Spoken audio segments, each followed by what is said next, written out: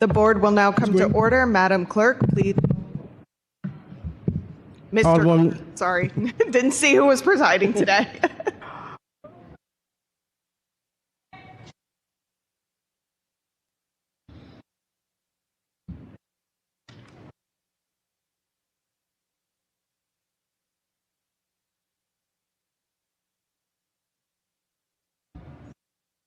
Alderman Cone. Alderman Narayan. Alderman Devotee. Present. Alderwoman Velasquez. Alderwoman Sanye. Alderwoman Cox Antwi. Alderman Browning. Present. Alderwoman Clark Hubbard. Alderwoman Keys. Alderwoman Tyus. Present. Alderwoman Boyd. Here. Alderman Aldrich.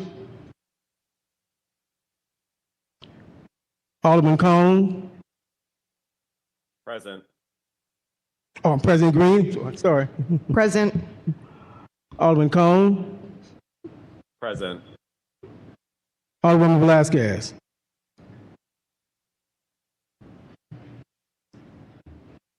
We have 14 present.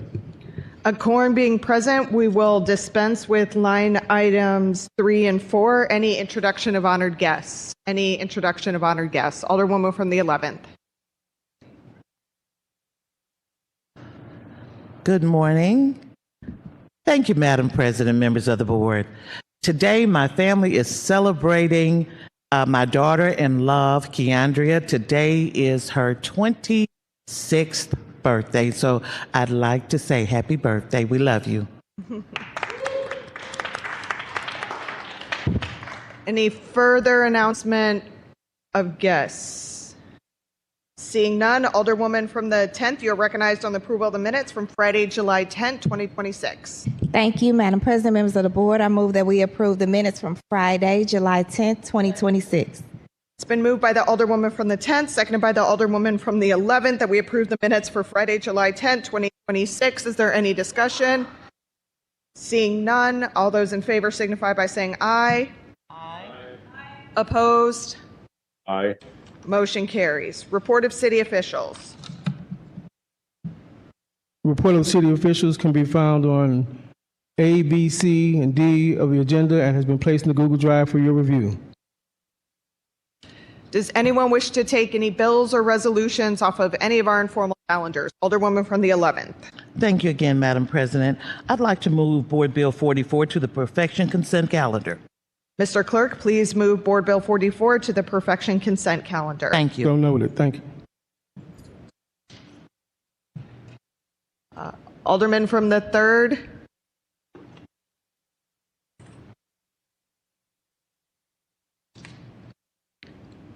Alderman from the 3rd.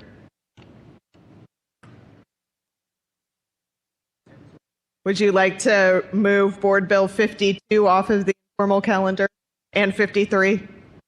And 53. Yes, Madam President, thank you. I would like to make a motion that we move Board Bills 52 and 53 off of the informal calendar. No motion needed, but it can be. Mr. Clerk, if you would please put Board Bill 52 and 53 on the third reading calendar. So noted. Thank you. Alderwoman from the 7th. Thank you, Madam President. I would like to request to have Board Bill 55. Sorry, we can't hear you.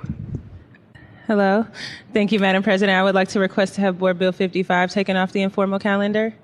Mr. Clerk, if you could please remove Board Bill 55 from the informal calendar and put it on the regular perfection calendar. So noted. Thank you. Anyone else wish to take any bills or resolutions off of any of our informal calendars? Seeing none. First reading of board bills. Board Bill number 63, sponsored by Alderwoman Clark Hubbard and President Green. An ordinance recommended by the Board of Estimate and Apportionment, wherein the Board of Aldermen authorizes the acceptance of grant and the receipt of appropriation of funds awarded by the U.S. Department of Labor relating to the Youth Build Grant, authorizes the Director of the St. Louis Agency of Training and Employment to make, negotiate, and execute any and all contracts and documents on behalf of the City of St. Louis needed to expend such funds containing an emergency clause. Reference to Committee of Board Bills. Board Bill 63 to Health and Human Development. Second reading and report of standing committees. The following board bill was reported out of the Public Infrastructure and Utilities Committee with the due pass recommendation. Board Bill 62, introduced by Alderman Browning, Alderwoman Clark Hubbard, Alderwoman Schweitzer, and Alderman Devoti.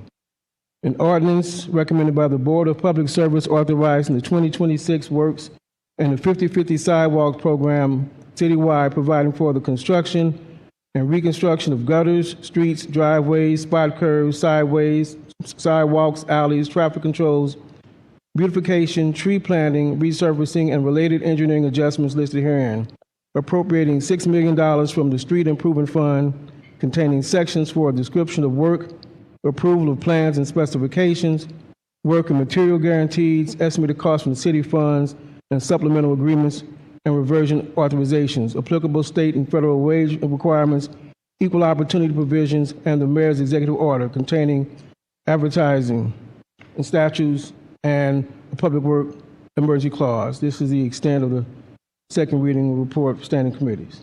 Alderman from the 9th, you're recognized on the motion to suspend the rules for the purposes of moving Board Bill 62 to the perfection consent calendar. Thank you. I would move that we suspend the rules to move Board Bill 62 to the perfection consent calendar. It's been moved by the Alderman from the 9th, seconded by the Alderman from the 14th, that we suspend the rules for the purposes of moving Board Bill 62 to the regular perfection calendar. This is a non-debatable motion. Mr. Clerk, please call the roll. Alderwoman Schweitzer. Alderman Odenberg. Alderman Cone. Aye. Alderman Narayan. Alderman Devoti. Aye. Alderwoman Velasquez. Alderwoman Sanye. Alderwoman Cox-Antwi. Alderman Browning. Alderwoman Clark Hubbard. Alderwoman Keys. Alderwoman Tyus. Alderwoman Boyd. Alderman Aldridge. President Green. Aye. 15 aye votes. By your vote, you sustain the motion from the Alderman from the 9th. Mr. Clerk, if you could please place Board Bill 62 on the perfection consent calendar. So noted. Report of special committees. We have none. We can dispense with line item 15, perfection consent calendar. Board Bill 13, committee sub as amended in the committee sponsored by Alderman Aldridge, pursuant to ordinance number 70333 and is amended by ordinance 71394. The Director of Streets is hereby directed to install speed humps to calm the flow of traffic on certain blocks in the 14th Ward. Board Bill 58, sponsored by Alderwoman Schweitzer, pursuant to ordinance number 7033 as amended by ordinance 71394, an ordinance directing the Director of Streets to install speed humps to calm the flow of traffic in the first ward. That's the extent of the, Mr. That's right. Clerk, we have Board Bill That's right. 62. And 44, correct. And Board Bill 44, sponsored by Alderwoman Keys, an ordinance authorizing and directing the mayor and comptroller of the city of St. Louis to execute upon and receipt of and consideration of the sum of $200 and other good and valuable consideration a quitclaim deed to remise, release, and forever quitclaim unto Willie Jorman certain city-owned property located in the city block of 4411A, which property is known and numbered as 4052 Camilla in the city of St. Louis, Missouri, and containing an emergency clause.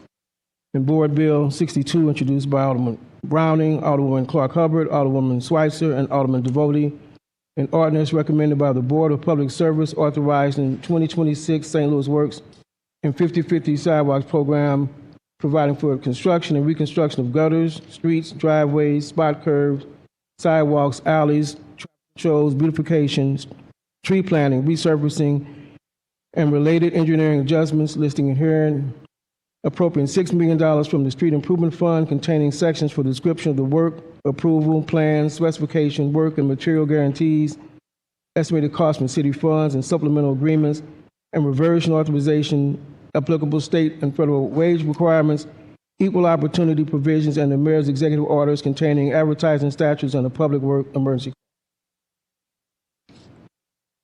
And that is the extent of the board bills for perfection. Consent.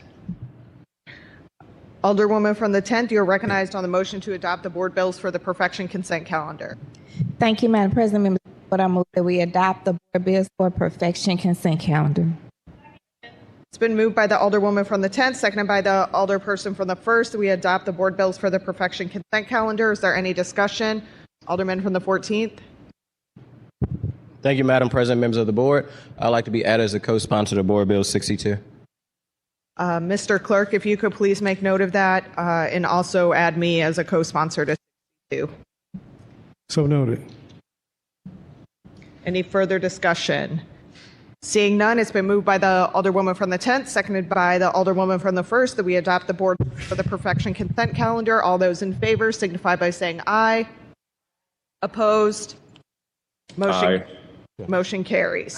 Board bills for perfection. Okay.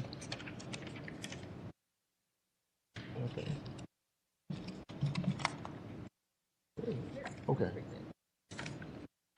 Board Bill 49, introduced by Alderwoman Schweitzer, President Green, Alderwoman Sanye, Alderman Ryan, and Alderman Browning. An ordinance recommended by the Planning Commission amending the zoning code to add section 26.77, creating comprehensive zoning regulations for data centers, approved by the Planning Commission on June 10, 2026, and containing a separability clause. Alderwoman from the 1st, you are recognized on the perfection of Board Bill 49 as amended in committee.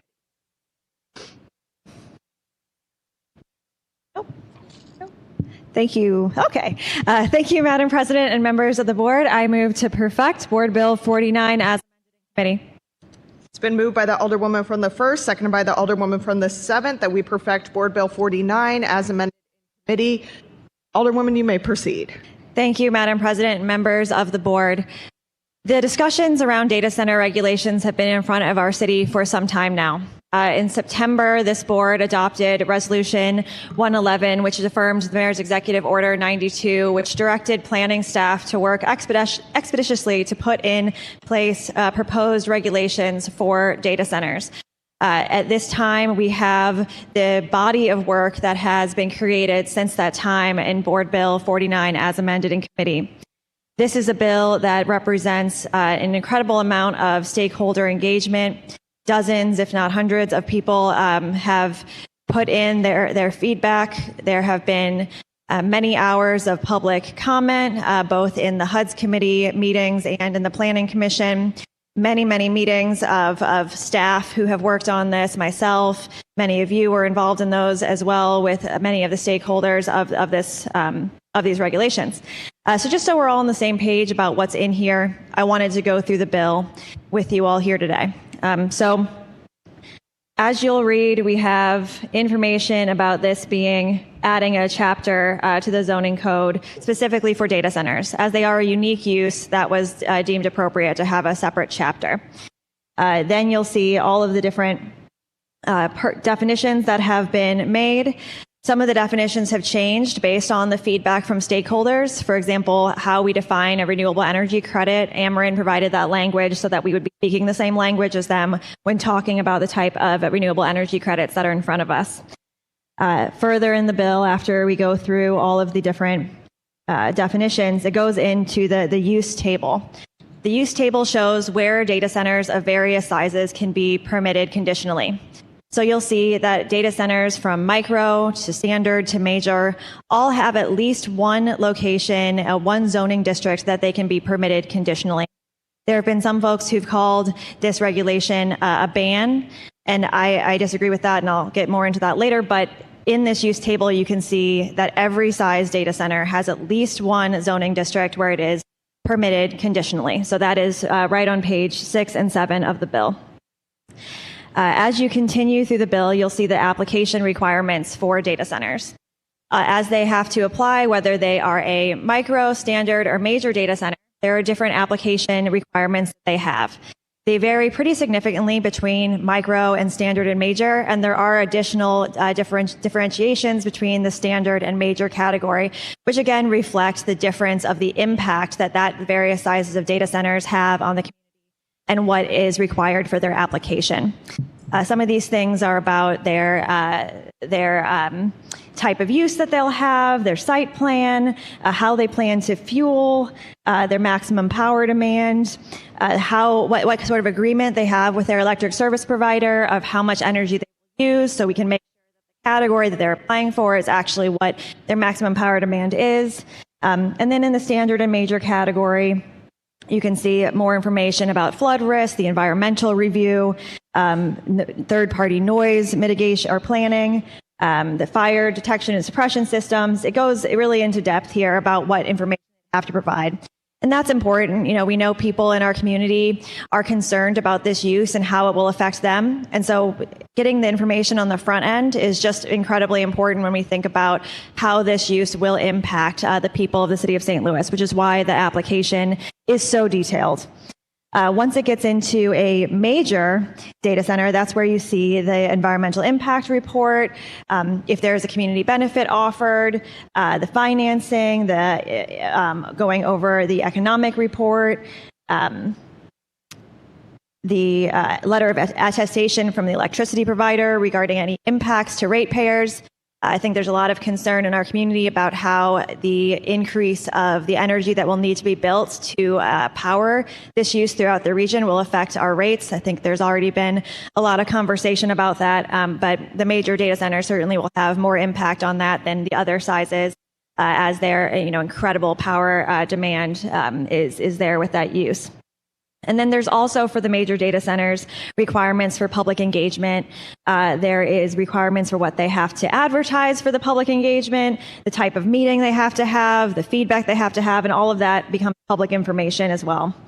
There also is a caveat here at the end that if there's any reason why any of this can't be provided, they have the ability to put in writing in their application why they can't provide that.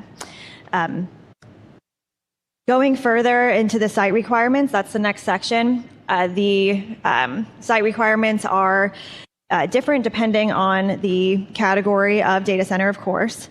So it talks about the location requirements and the where the setbacks would be for each of the different sizes. This is really about the impact of the micro, standard, and major data centers.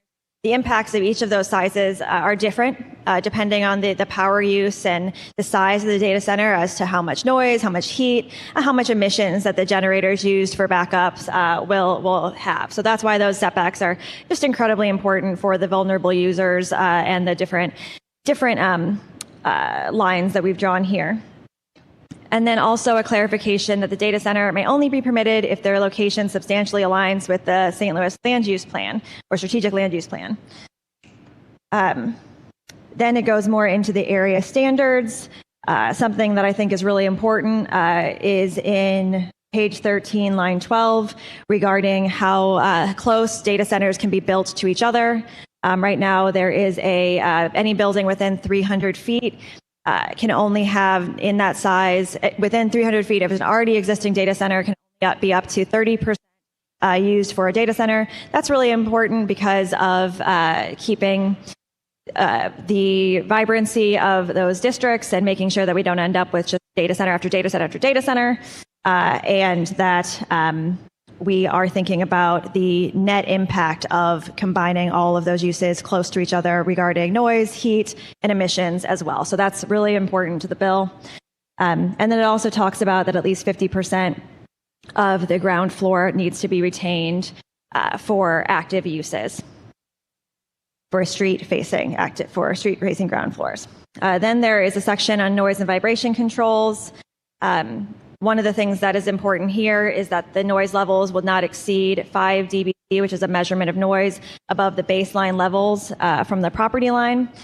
Noise is cumulative, so even if there is a noisy use already within that space, within that setback, those setbacks are in place so that as the data center is bigger, that it would make sure that the noise created from that data center would not negatively impact folks. That's why it's an amount above baseline as opposed to just a set level.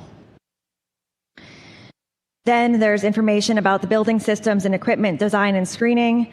Some of this information was provided to us actually through the testimony of folks who are nearby the Tier Point facility and the Locust Business District area that is currently being built. They are in a situation with a data center currently being built that is not subject to the regulations that we're talking about today because it is already a permitted data center. And so they're having to negotiate a lot of these things themselves between the data center and the nearby neighbors. So what we want to make sure is that we're listening to people who are impacted by these uses now and learning from their experience. So there is some information here about the fuel storage and the screening of generators that they helped to provide for us. The site and urban design standards, it's a really interesting example about the current facility that's being constructed. They've got a really beautiful building that is having the windows blacked out and is a situation where it's just doesn't look as good as it did when it was in active use. So this is trying to take care of that concern. We don't end up with just a bunch of warehouse-looking buildings in our city. Health and safety of the people who live here, which is why evaporative cooling is not banned outright, but it cannot be something that is solely relied upon. It talks about wastewater standards, that any applicants for standard or major data centers would enter into written agreements with the City Water Division regarding any costs that may needed to be defrayed by their existence. Then it goes into the backup power system. One of the big concerns for data centers for emissions they produce on site is the generators. One, we've seen news out of other cities where before a data center was actually connected to the grid, that they were using backup generators as a primary fuel source, which is an incredible source of pollution. In our bill, we're making sure that they cannot do that, which is very protective and important. We also have a level of generator standard that they would need to use for any new data center or expansion of a data center.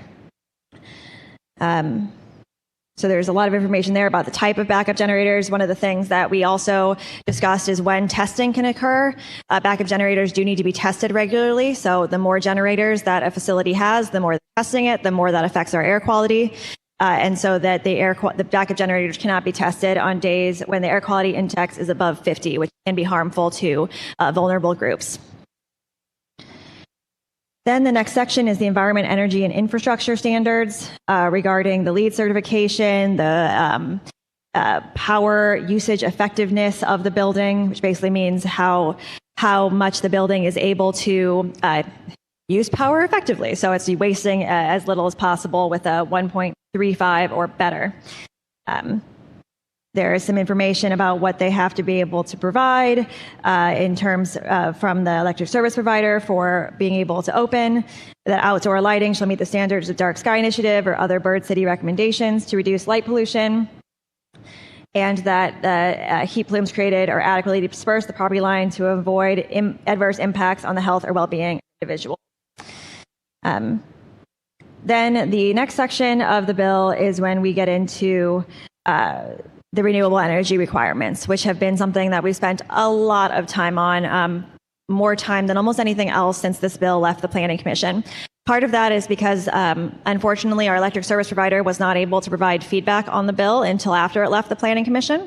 At that time, they did provide some information about definitions that they wanted to see clarified, so they understood how to provide what the bill is requiring their customer to have to receive from them, both as bundled and unbundled credits, as well as maximum power demand, how they provide information to their customers about how much energy that they can provide, as well as what the connection and the maximum power demand means, and how we could best say that. So I appreciate their input for them. We also had a lot of conversations between various stakeholders, people who were concerned that the initial renewable energy requirement would constitute a ban. As I mentioned earlier, that's something that people may have heard said. And I just want to give a little history of that. Back in February, one of the first times that we saw the framework from the planning staff, the renewable energy requirement was set at 100% after 5 years. So now it's 100% after 10 years. So the requirement has changed significantly from what was first introduced because of the feedback that it would not be possible to be met. So I want to make sure everyone knows that and how much change has been made already to the renewable energy requirement to make sure that people would be able to meet it. And then continuing on, once the bill was voted out of the Planning Commission, we had a 50% requirement for renewable energy at day one. That's something that was voted on by the Planning Commission, and I sponsored as an amendment because I believed that we needed to have day one standards in place for data centers to make sure that they were able to show a commitment to renewable energy and that was where they were heading. So the day one standard that we put in place in the Planning Commission was also viewed as a potential non-starter, too difficult to reach. So the compromise was made to make that a smaller requirement, at 25% at day one, and that could be met by bundled or unbundled credits. And then at 5 years, the 25% unbundled would stay the same as a maximum, and now 25% or more would have to be met by bundled renewable energy credits. And then the 10-year requirement is now 75% bundled, 25% unbundled. As you can see, an enormous amount of flexibility has been created in the regulations since the Planning Commission's planning staff first recommendations in February, which have been in front of us for quite some time now. Today, there's going to be discussion possibly about weakening this requirement, and I encourage you to look at all the work that has been done to reach where we have in the bill now, which remains protective of the people while allowing the operation to continue and to move forward. The next section is about reporting requirements. I have some concern, and I've expressed it many times, about the city's ability to regulate this use after it is permitted. That's why, one, those application requirements are so important, to have as much information as possible at the front end so that the city can make the best decision possible about whether or not this will be a good actor, a good partner, and whether they will adhere to the standards met. I think we've all been in situations in our ward where a permit is issued to a business. That business doesn't follow their conditional use permit or any other conditions of occupancy, and then we have to fight tooth and nail to make any changes, and rarely does the business actually end up being closed. So these reporting requirements are incredibly important, but so too are having high standards for these businesses. We all know how difficult it can be when a business is already operating and is not meeting those standards. So that is very important to have that reporting information in there. There's things about energy, the noise, the heat impacts, that they're providing the renewable energy reports and how they're meeting their requirements, the air quality. And then next is the public impact agreement that is for major data centers. This is an agreement that would be approved by the Board of Public Service, as well as a resolution that would come to the Board of Aldermen. While it would just need a simple majority at the Board of Public Service, I appreciate Aldermen from the 14th Amendment to make it a supermajority of the Board of Aldermen would have to approve the public impact agreement as well. This is partially to bring up the concern folks have expressed about wanting to see consent for data centers, especially major data centers that are near them. So we, as the elected body to represent the people of St. Louis, would have that ability to weigh in on their behalf as we do here as representatives. There's many things that would have to be or should be outlined in that public impact agreement, and more is possible as well. Right. And then the next section is the applicability section. This is one that also had significant amendments during the process after it left the Planning Commission. There are many operating data centers in the city of St. Louis right now, and there was a desire, I think, from members of this board and from myself and from the current operators of data centers to make sure that there would be a pathway so that their businesses could continue to operate, and that also when there are structural changes to the building, that partial compliance would be triggered, whether there was an expansion, that full compliance would be triggered, or whether a new data center was coming in that they would have to also fully comply. So a lot it went into finding that agreeable place, and this is outlined in the applicability section and why there have been so many conversations and changes to that section. It is much longer than it used to be. The next section is the application review process. So it goes over all of the different parties that would need to weigh in as the information comes in, and then how long that the city has to review those requirements, those applications, and then the zoning responsibility of the zoning administrator to submit the recommendation to the Board of Public Service for their review. Another piece that I think is really important here is that there is a deadline for review for the Planning Commission to take up this legislation again in 2 years' time. So a lot of folks have expressed concern about, what if this is a ban? What if no data centers can be built because of this? There's a built-in review process to make sure that this is finding that spot where the city is able to protect its sustainability goals while also allowing for this use to take place in the city.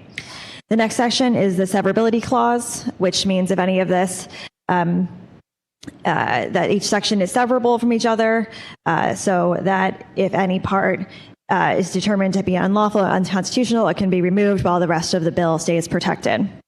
Then there is an effective date that the ordinance would be in full force 30 days after the approval by the mayor or adoption over the mayor's veto. So that's what's in this bill. I think it's important to talk about the facts of the bill, what we're voting on today. This bill has had numerous amendments, numerous compromises made, certainly by myself, and many, just the amount of public comment and feedback and stakeholder engagement is unlike any process I've ever been involved in before here at the Board of Aldermen with a bill that I've carried. So I appreciate the time that everyone has taken to hear me out. I know I've been blowing up your phones for some time now and your inboxes for some time now, and many of you have given me time to talk this through with you. So thank you very much for that. I am happy to answer questions about the bill. I'm sure people have some.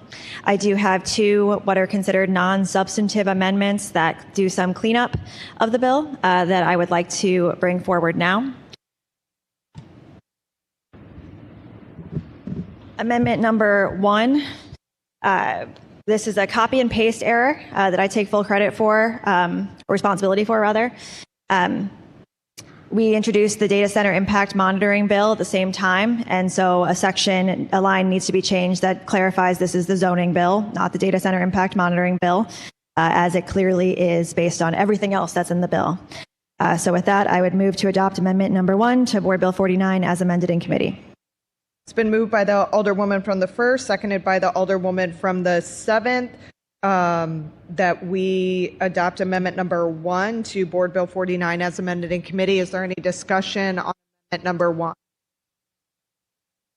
Seeing none, all those in favor signify by saying aye. Aye. Opposed? Motion carries.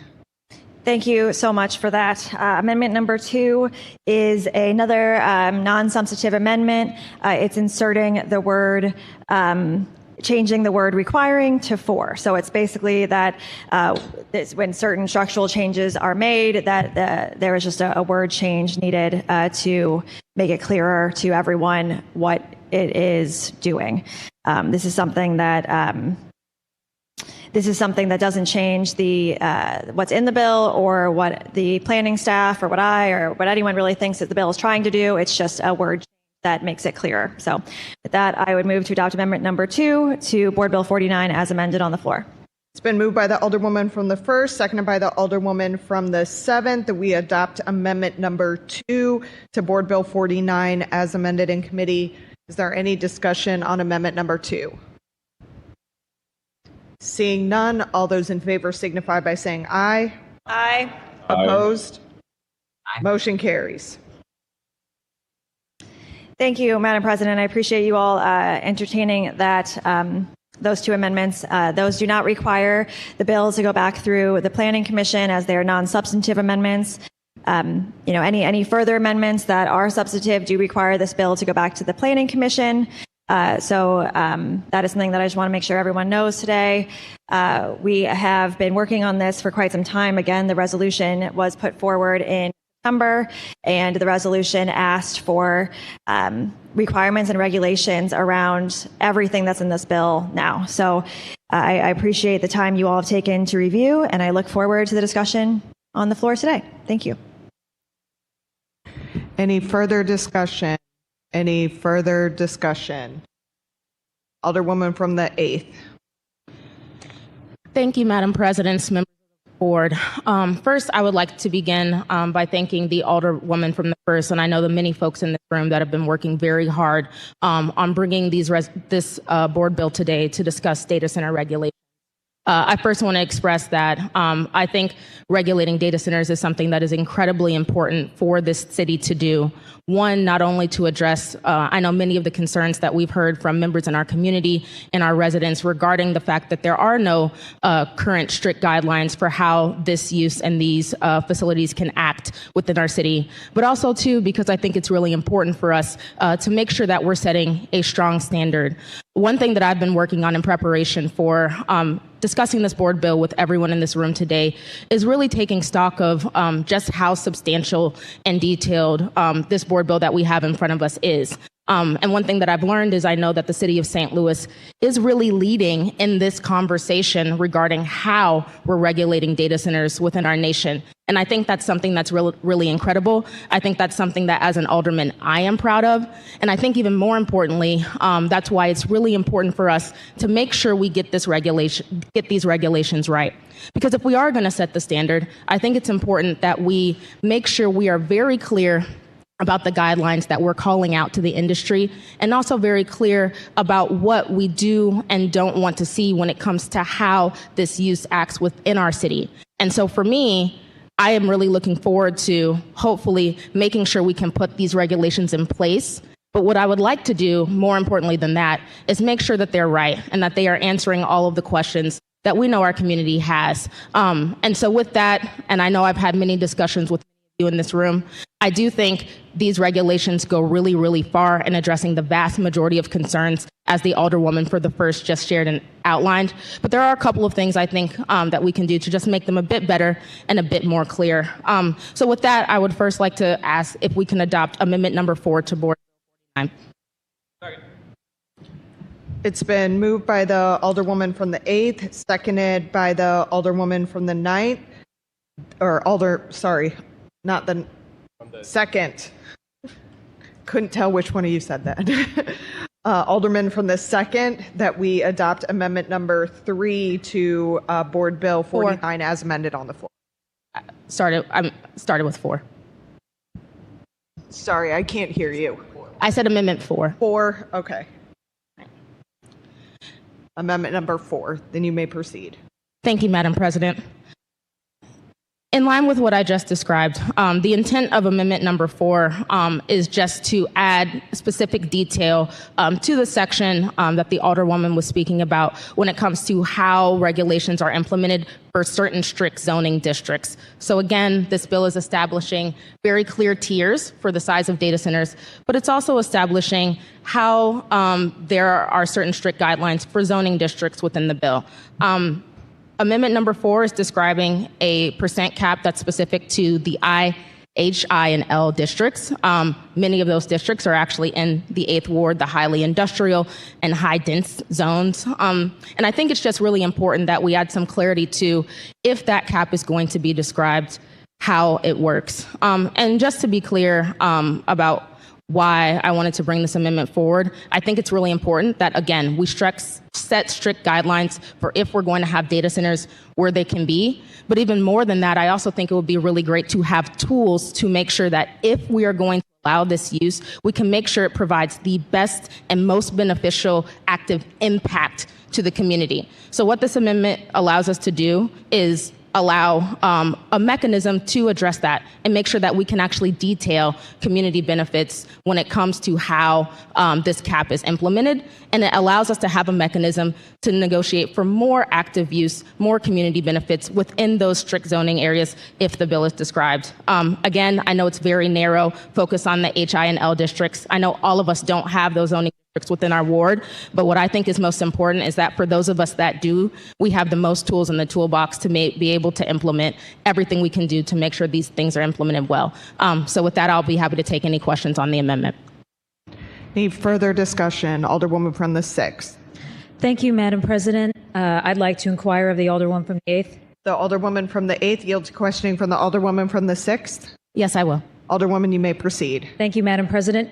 Alderwoman, you mentioned that you have your ward is both zoned, has some of the zones that data centers would apply. And do you have any current data centers in your ward? I do. I have a number of them. Actually, within the downtown, there are 12 currently to my knowledge. 12 in your ward, 12 downtown in total, but 12 in your ward specifically? Not in my ward specifically. I don't know the breakdown between the 8th and the 14th in terms of where they're located. And since you obviously represent these areas, can you just talk about, I know you just did, but can you just go and explain your thinking a little bit and why you are trying to, it seems like, set up the potential for additional investment if there's more investment with data centers, particularly in your ward? Yeah, sure. I'd be happy to. So in my conversations, both with the Planning Commission, and I've had many conversations with the Alderwoman from the 1st about this as well, the intention of having this % cap is because we don't want to have more buildings downtown that are, just entirely data center. I think the goal as a city is for us to be able to make downtown a more mixed use and more active environment. And so while I agree with that intention of and set strict guidelines for how much, if we do allow for data centers, they can take up in a building. I think even more important than that, it's the question of what do we do with the rest of the space? How can we make sure that this is an additive impact and benefit to the community? One thing that I've heard from a lot of my residents that live downtown is they're tired of seeing vacant buildings. They want to see something. They want to be able to walk to coffee shops and community centers and restaurants. And I think having, a clear in a data center right next door, and they'd like to be able to use more than 30% for that data center use. What the bill envisions is that only 30% would be possible for that because of the concerns that the Alderman from the 8th is talking about having vibrancy, about having people to use these amenities downtown. Another concern I have with what she is proposing is that it is saying that right now we have that a 30%, that 30% is there in order to be protective. And then there is in the bill as well that the 50% of the ground floor would need to be an active use. And it doesn't say, if it's a lobby or if there's something else that, it doesn't do that at all. But what her amendment does is says that 100% of the net leasable square footage, exclusive of the lobby, mechanical closets, loading docks, or building infrastructure space, would have to be in active use. So there's no guarantee whatsoever in this amendment that it would be more than 50% of the ground floor activated. So what it does do is it allows more density of data centers downtown. It allows for the ability to have a building next door to another data center that is almost entirely data center, besides some amount of floor space on the first floor that is not guaranteed to even be anywhere near 50% based on what this, how this amendment reads, as well as proliferates the issues of the generators and the emissions that are caused by this, the heat impact, the noise, the dead space that exists when you have an entire block and now even more of a block that is data center. So I don't support this. I think it takes a big step backwards. I think it's specifically changing zoning regulations for the entire city for a specific parcel for a data center that wants to expand in her ward. And I think that's what this does, which is why I do not support it. And I appreciate the opportunity to speak. Thank you. Any further discussion? Alderwoman from the 7th. Thank you, Madam President, members of the board. Would the Alderwoman of the 8th be willing to yield to an inquiry? Would the Alderwoman from the 8th yield to questioning from the Alderwoman from 7th? Yes, I will. Alderwoman, you may proceed. Thank you, Alderwoman. First, I just want to thank you. We have definitely been Alderwoman from the 7th, can you talk into the mic more? I'm sorry. I don't know. Maybe I'll just take it off. We have been able to have many conversations over this bill, over this conversation while it was in planning, while it was in HUDs, and now. And so I just want to make sure to folks watching that they know these conversations are not happening in a vacuum, and we have been in conversation. I wanted to ask specifically for this amendment, do you have any data center in mind?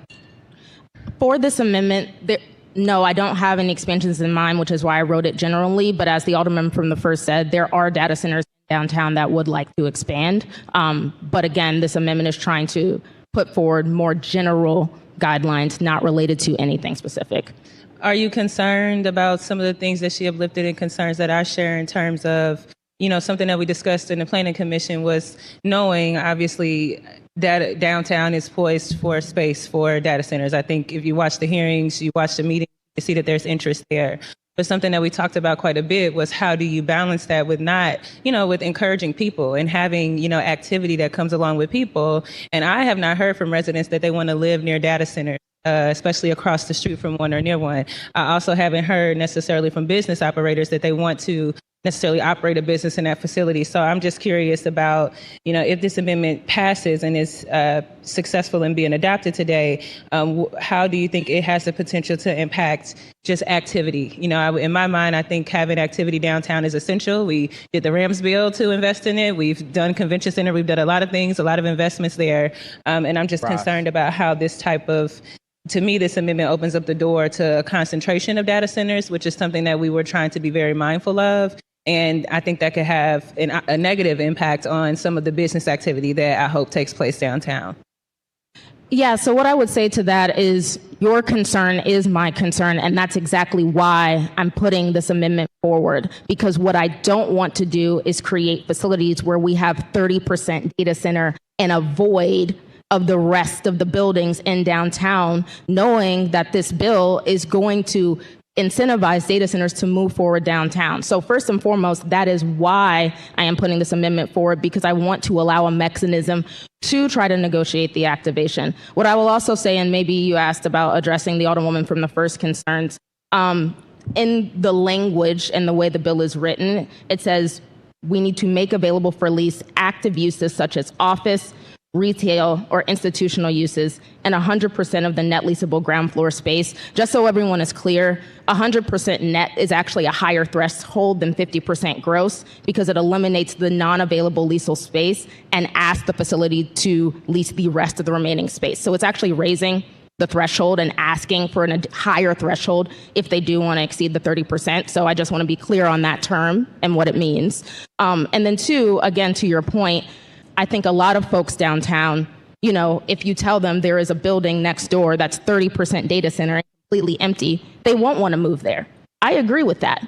That is why I think the city has to be able to have a way to negotiate benefits, to be able to provide more incentive to attract active uses so that we can activate the ground floor of these spaces, make them more walkable, encourage the leasing of more of the ground floor of the space. And so, yes, it may be allowing for an additional higher percentage, but it will also do is make sure that we can activate the rest of the remaining buildings. That, I think, is a key, and I think it's very important, which is why I added clause 2 in the amendment to make sure that if this happens, this facility has to enter into a community benefit agreement with the city and has to be able to commit and show that they are going to bring active use to the space. So again, I think this is making it stronger. I know there is confusion about how much of the ground floor, 50% versus 100%. I think 100% next is a much higher threshold, and it is not too much to ask if we are going to ask data centers to only take up 30% of their space.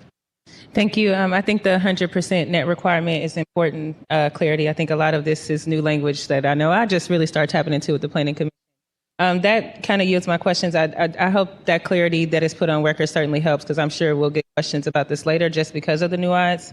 What I will say is I think this amendment will just kind of come down to our perspectives and our view on this. I feel that this amendment will have the opposite impact of what you're intending to. And I feel that the Planning Commission and staffers, folks who are urban developers and planners, have had this conversation. We sat down with existing developers to figure out like, hey, what is a middle ground? What makes sense? And we landed here. But again, I think that what is in the bill centers what we heard from residents and what residents said that they wanted and what their concerns are.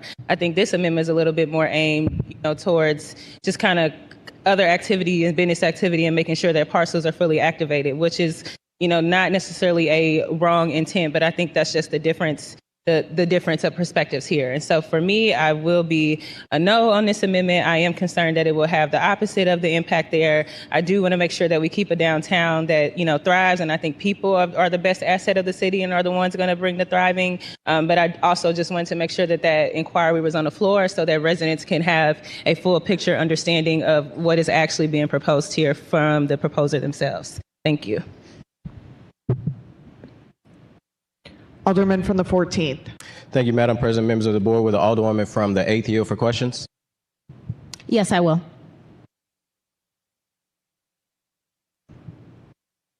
Alderwoman, you may proceed. Or Alderman? Sorry. It's okay.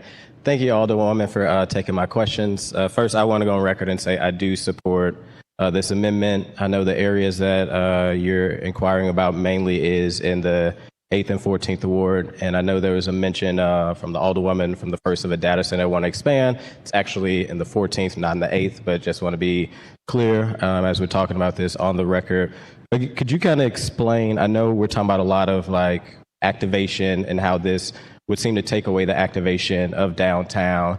And I know outside of Rams money and the downtown entertainment districts, we've already, I think, done a lot of great work to lay the groundwork to do expansion, even outside of this amendment. I'm excited that actually the food hall is coming to downtown, an empty first floor building where it was empty, and now we're going to have about 8 to 10 restaurants on the first floor. Thank you to Alex Oliver. But could you, because I don't want your amendment to get lost, and I really appreciate the community benefit element of it. Can you just go a little deeper again of how your goal of making sure that we do not have just full data centers on certain floors and have the first or second or third floor be empty, with the reason why you're trying to do this amendment?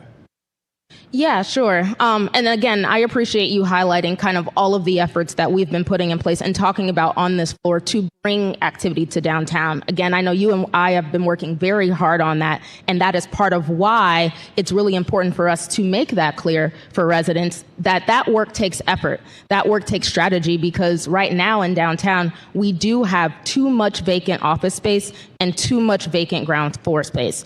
And so to your point, I think part of the objective of doing this amendment and making clear is to try to give the city all of the tools that it needs to be able to attract that activity. I think it's really great to have a cap for 30% data center, and I do understand the objective of that, which I think we all share.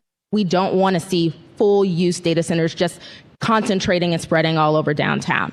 But in addition to that, we also want to make sure that we have the tools to bring in the vibrancy and things that people have been telling you and I about that they want to see downtown. And so this is giving us a tool. This is giving us a tool in the toolbox to be able to go and have conversations and talk about the things that we want to bring into our ground floors that we know our residents want to see. I think it's important for us to go to the table with as many tools as possible. And I know that this doesn't affect sort of everybody's ward in the same way. And activation and attraction doesn't affect every ward in the same way. I think for high density areas like you and I represent and other areas, that conversation looks a little bit different, and that's why tools like this are really necessary for us. Yeah, and I definitely, I mean, even outside, I think what we did here locally when you talk about trying to activate downtown, because I don't want this to be, your amendment to be seemed as if this would be the opposite, right? There's so many tools that this board has done. I think the state just passed the innovation district. I know you have been working, so talking about proactively trying to fill these vacant buildings. I know you worked with and been in conversations with the owner of the AT&T building, one of the biggest buildings that we have downtown, leading the charge on activating the riverfront. And in my opinion, there's going to be several amendments, which I know we all don't sit on planning.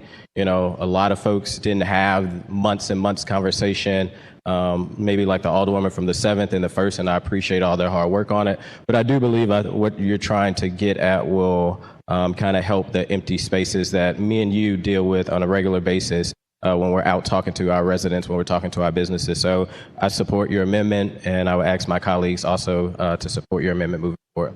Thank you. Thank you, Alderman. Alderman from the 9th. Thank you. Would the Alderman from the 8th yield for questions? The Alderwoman from the 8th yields questionings from the Alderman from the 9th. Yes, I will. Alderman, you may proceed. Thank you, Alderwoman. I appreciate the discussion on this amendment, and I think, mentioning the types of zoning this applies, I have some of that zoning in my ward as well, so I'm keenly interested in what this amendment does. I'm a little confused on how it fills more of the building, because what I'm reading here is it says an applicant may exceed the foregoing 30% cap, and then it sets some conditions for exceeding it. But exceeding the cap, how much can they exceed the cap? So 30% is the cap in the language right now.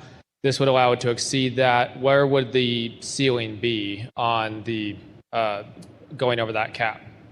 So that, again, would be up to the discretion of the agreement they enter into with the city. And that is what I'm trying to make clear to everyone on the floor. What this amendment is not doing is setting specific detail. What this amendment is doing is allowing a tool to be put in place for the city to enter into agreements for community benefits if a data center seeks to do that within that zoning district. So if they enter into an agreement with the city, that is where that conversation will happen. But all I'm trying to allow us to do is to have a mechanism to do that. And in addition to that, outside of entering into the agreement, they would also have to exceed the 50% ground floor requirement that is already set in this bill that the Planning Commission set in order to be able to protect active uses. What I would ask them to do is go higher than 50% gross and go to 100% net and enter into an agreement. The details that you're asking would be based on whatever the condition in this requirement that developer is asking for. Okay, thank you for that clarification. My concern is that I don't think that downtown's problem, or really anywhere in our city's problem, is just ground floor activation. I look at towers like the AT&T tower, like the Railway Exchange, like the Bank of America tower, and these are massive buildings. There's tons of square footage. And the idea of allowing someone to exceed the cap on them, to allow more than 30% of them to be used for a non-active use. I mean, machines just sit there and they just vibrate all day, not vibrancy, vibrations. And it really just puts us in a situation where we're turning a bunch of buildings into these whirring machines. And maybe there's a restaurant or a retail use in the ground floor, but where are all the people coming from? I think the thing that I see with downtown right now is that with a lot of the office vacancy, there are no longer those lunchtime workers going out to restaurants. There are no longer those crowds that might go out to get a drink after work. Like, there's just not that activity being created by the people who used to fill those offices. And filling those offices with machines, I don't think brings that activity. And so while this may allow a community benefit agreement to be worked out to add additional details, I feel like that creates some uncertainty. What is your thought to how the community benefit agreement would be enforced? Because to me, if you've got a 10-story building and you're allowing 30% right now with the cap, if someone uses more than that, I'm still a little worried that it's going to be impossible for us to tell whether the top 7 floors of that building are being used for a data center or not, if all we can really see is the ground floor and the building's secure, as most data centers are very secure. So how are you expecting the city to enforce any agreement under this amendment? Yeah, so I think I'll address 2 things that you said. The first, which I know I've been saying, your concerns about sort of not having the activity and vibrancy that we want to see. I can speak to downtown because I represent downtown. And my concern is what this will do to downtown, right? Given that downtown will have so many allowable uses of data center. I guess my perspective on the issue is without this amendment as it's currently written, we will allow adjacent data centers to have up to 30% of the building. And that's it, right? That is the concern. What I am asking for is to be able to have an additional mechanism to address the question that you're asking me, which is what will the community benefits be? How will they be enforced? What can we do with the rest of the active space? I think we have two choices here. It's either allow the 30% and then risk we have a building that is just empty and vacant because we're not telling them to do anything else with the space, or try to have a conversation to get something else done with the space. And in terms of the enforcement and conversation, I know many members of this body are interested in discussing that topic. I think there's certainly more work to do, but I think it starts with giving us a foundation and giving us a mechanism to have the conversation. And I personally don't see the harm in doing that. I do see the harm in leaving it alone and leaving it to chance of what happens to the rest of these buildings. Why would the rest of the building remain empty? Does not the owner of the building benefit from filling space? Like if I have an apartment to rent and no one's living in the apartment, I'm not making any money on that apartment. Why would I keep it empty? Don't they benefit from having an occupied property? They do, but I guess my question to you is, don't they have the option to do what they want? You know, I think these regulations are putting in place rules on what they can do with that building. And what we're saying is we don't want them to use more than 30% of that building for that use, so that we can reserve it for other uses. It seems to me to defeat the purpose to then say, well, we're actually going to raise that cap and let them do whatever they want with the rest of the building, provided that they fill some sort of wish list of ours.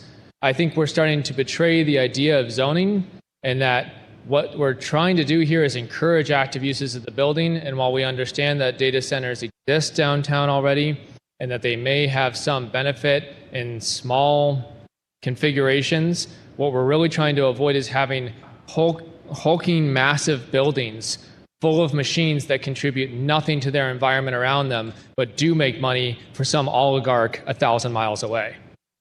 That's my only questions. Thanks. Any further discussion on the amendment? Alderwoman from the 1st. Thank you, Madam President, members of the board.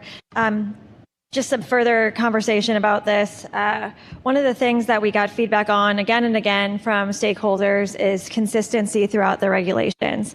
That's why it is a 30% cap, and there is not if or whether or whatever. It is specifically laid out to be consistent, so that, for example, say one data center there's another data center that wants to go next door. Why would that data center be allowed to have more than 30%, but this one isn't? So having that consistency is really key. Another piece that the city councilor's office flagged in some of the early conversations about the regulations as they were proposed is that originally the regulations did envision a community benefit agreement, but there was concern from the city councilor about, contract zoning and how a community benefits agreement can or cannot be placed in zoning regulations, which is why we went with the public impact agreement, very different. And I do think there should be further bills that outline a community benefit agreement. But this amendment says, into an agreement with the city detailing the community benefits, which is to me reading as a community benefit agreement, which we were advised by our city councilor's office to not put in zoning regulations. So I have concerns about the legality of this amendment to begin with. It is certainly not what the city councilor has recommended in other places in the regulations. And I do believe that it is setting up a situation where if this becomes a popular method for data centers that want to have another data center next door to them, or another data center wants to go in next door to an existing data center, it will allow for the proliferation of data centers downtown. I did not support all of the money for downtown in the Rams bill just to see it become more and more data centers. That is not what I want for the place that I spend 5 out of 7 of the days of my week, is to be more and more data centers. And I certainly agree that we should spend money downtown and that we want to promote active uses. I did not support the Riverfront Fund in order to have more data centers. I did not support the city going after vacant buildings in order to turn them into data centers. So I think that somehow making those two things a similar fight is exactly opposite of what I think many of us, or at least I'll speak for myself, why I voted to support funds for downtown. Thank you. Any further discussion? Alderwoman from the 7th. Thank you, Madam President, members of the board. I just wanted to add to the conversation, just to echo a bit of what the Alderwoman from the first was saying, we've definitely had a lot of conversations around what is the role of community benefits agreement.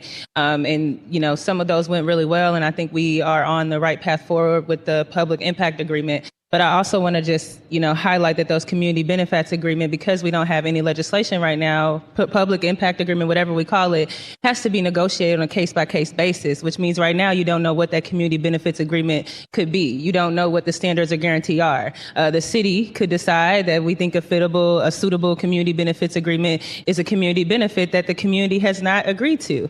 And to bring the community into, I also want to highlight that as a planning commission, and even my concern as somebody who works here 5 days a week, has a lot of residents that work down here, high density data centers are not good. We thought about this a lot because we thought about, especially in downtown where we have these large, tall buildings, if it is possible to fill a data center up with that much infrastructure of a data center, is that a good thing? And we kind of reached the conclusion that that wasn't a good point. And so while I want to see activity and density in downtown, I do not want to see high density data centers.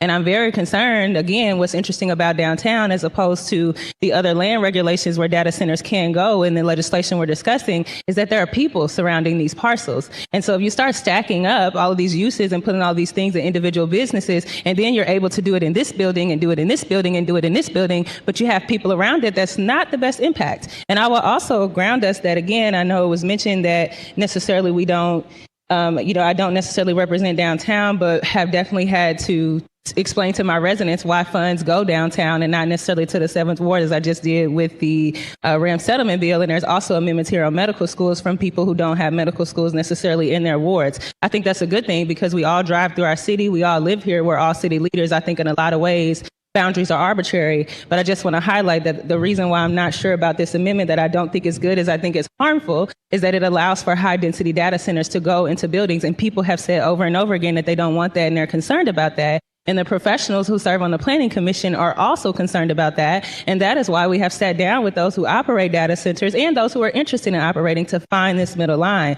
This amendment erases that middle line. What this amendment does basically says that the 30% cap is out the window and this is whatever is decided. That is not a protection. That means you can have an 80% building that is used for 80% of a data center. That's not the downtown I want to see. That's not the downtown I want to invest in. And a lot of residents have stated that's not that I want to see. And we also are not sure of necessarily what the impacts of what that could be, especially because if this amendment passes, it's not like it's just one building or one project. It would allow for it to happen to a series of buildings on a series of blocks. And that type of activity accumulates. And it's not necessarily good activity to accumulate for such a new industry, where we're still trying to discover how it will impact people. And so I think this amendment may be good for density or economic purposes, perhaps, potentially. I am very concerned that it could actually be harmful to people, and I'm not sure that it lines up with the vision that we have for downtown. High density data centers have the potential to be harmful to people. And so it could make money, it could not make money, and I know it might make money for the folks who are operating the data center, but it could be harmful to people. And there are a lot of people who live downtown, a lot of people who migrate downtown, and I hope a few years from now there are even more people that live downtown and migrate downtown. And I think this amendment will be responsible for there being a concentration of data centers downtown and not people. Thank you. Any further discussion on the amendment? Any further discussion on the amendment? Alderwoman from the 8th. Am I recognized to close first? Yes, you can close on the amendment. Thank you. First and foremost, again, I want to thank my colleagues for having the discussion and being willing to discuss this amendment today. I do want to address a couple of the remarks that were just made, and I appreciate the interest and the passion that I've heard from the folks in this room about downtown and the future of downtown. I know that is a very important conversation that the entire city is invested in. What I will say as someone who represents downtown, and what I will say is someone who would have to steward the future of however these regulations are implemented downtown, is that there are a lot of nuances and, more importantly, a lot of differences in how downtown functions from the rest of the city. I believe that is why the intention of the Planning Commission to allow this carve out for these high density districts in the first place was written, because there is a major impact when you have these facilities concentrated in one area. I do not agree that this amendment will lead to further concentration and proliferation of data centers all over downtown. I think that is an exaggeration. What I do think it will do is create a potential to increase more vacancy and increase more open opportunity if we allow 30% data center and no question and no answer to the impact of what the rest of that space means. As someone that engages with downtown residents every day, every week, the problem of vacancy, the problem of emptiness, the problem of fear that people have for safety is one of the most important things that I'm hearing from the residents that I'm elected to represent. And so all I'm asking is that folks allow us to be able to address these problems for the areas that this section represents in the best way for us to address these concerns. I think this amendment does that. I think this amendment sets a foundation. And I agree with the questions and concerns about how the details are going to be negotiated. This amendment is putting those details in the hands of the city, and this amendment is saying we are prioritizing the activation of this space, and that, I think, is the most important thing that we will need to address. And so with that, I close. It's been moved by the Alderwoman from the 8th, seconded by the Alderman from the 2nd, that we adopt Amendment number 4 to Board Bill 49 as amended on the floor. There's been a request for roll call. Mr. Clerk, please call the roll. Alderwoman Schweitzer. Alderman Oldenburg. Alderman Cone. Alderman Ryan. Alderman DeVote. Alderwoman Velazquez. Alderwoman Sanye. Alderwoman Cox-Santry. Alderman Browning. Alderwoman Clark Hubbard. Alderwoman Keys. Alderwoman Tyus. Alderwoman Boyd. Aye. Alderman Aldridge. Aye. President Green. No. Alderman Cone. Aye. Alderwoman Tyus. No. There are 10 ayes and 4 noes. 5 noes. 5 noes. By your vote, you sustain the motion to adopt Amendment number 4 to That's right. Board Bill 49 as amended on the floor. Alderwoman from the 8th, you may continue. Thank you, Madam President. As mentioned in my opening remarks, again, my objective today is to just make sure that we are addressing clarity and concerns with this bill to make sure that it's the strongest before we put it forward to a vote today. Folks may have seen in the drive Amendment 3 related to addressing the issue with schools, which is something that the Alderwoman from the 7th alluded to. I have had multiple conversations, I know not only with folks in this room, but with the Planning Commission and the sponsoring aldermen about the best way to clarify this issue. And so the amendment that I'm putting forward today that has been circulated on the floor, Amendment 6, seeks to address all of the questions that I've heard from you and from the community to make sure that we are defining this definition in the best way possible. And before I get into the details of amendment, I want to talk a little bit about why I'm putting this forward.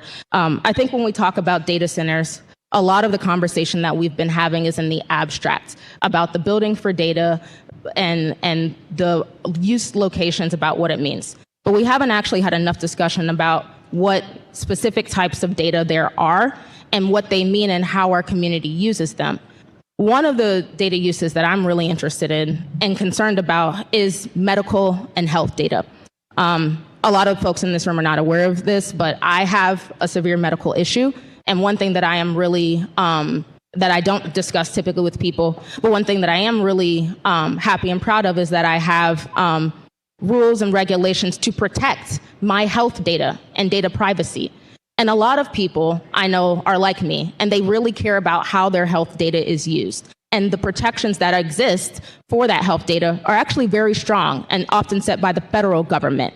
And so I do think it's important not to just talk about data centers in the abstract, but also talk about the types of data that can be held in these facilities and make sure that when we are creating these protections and restrictions, we're also making sure that the regulations that govern them are easily available to make sure that they can be abided by, to address those concerns that people have that do have questions about privacy data and health data and how they're utilized. This amendment that I am putting forward today seeks to define where those institutions that may need to abide by federal health data restrictions are. And it also seeks to define how they can be addressed with respect specifically to setbacks. And I want to be very clear about that. because I know a lot of people have concerns about how data is utilized when it's adjacent to educational facilities. And I want to commend the Planning Commission, the folks that wrote Board Bill 49, because they created strict restrictions for that.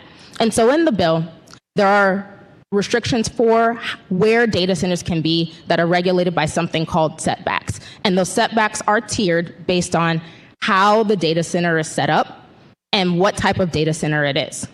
Those setbacks restrict the vast majority of residential districts. Those setbacks restrict where data centers can be for parks.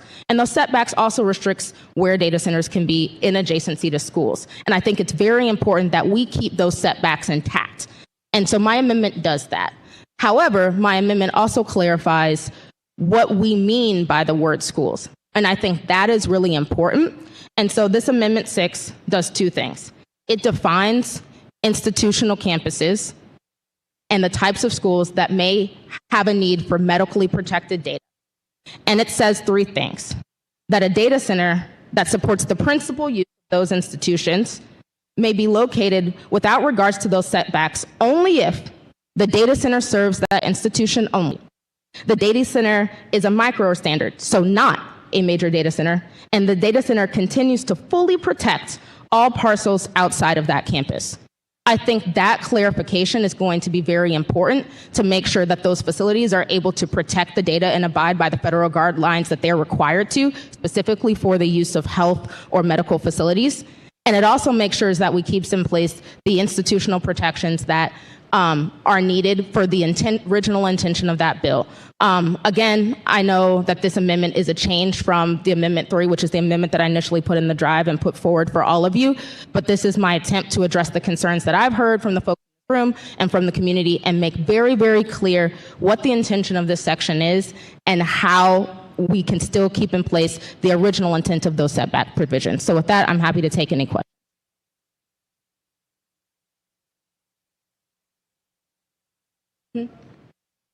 Yes. Sorry. You need to and make with that, I would like to move to adopt Amendment 6.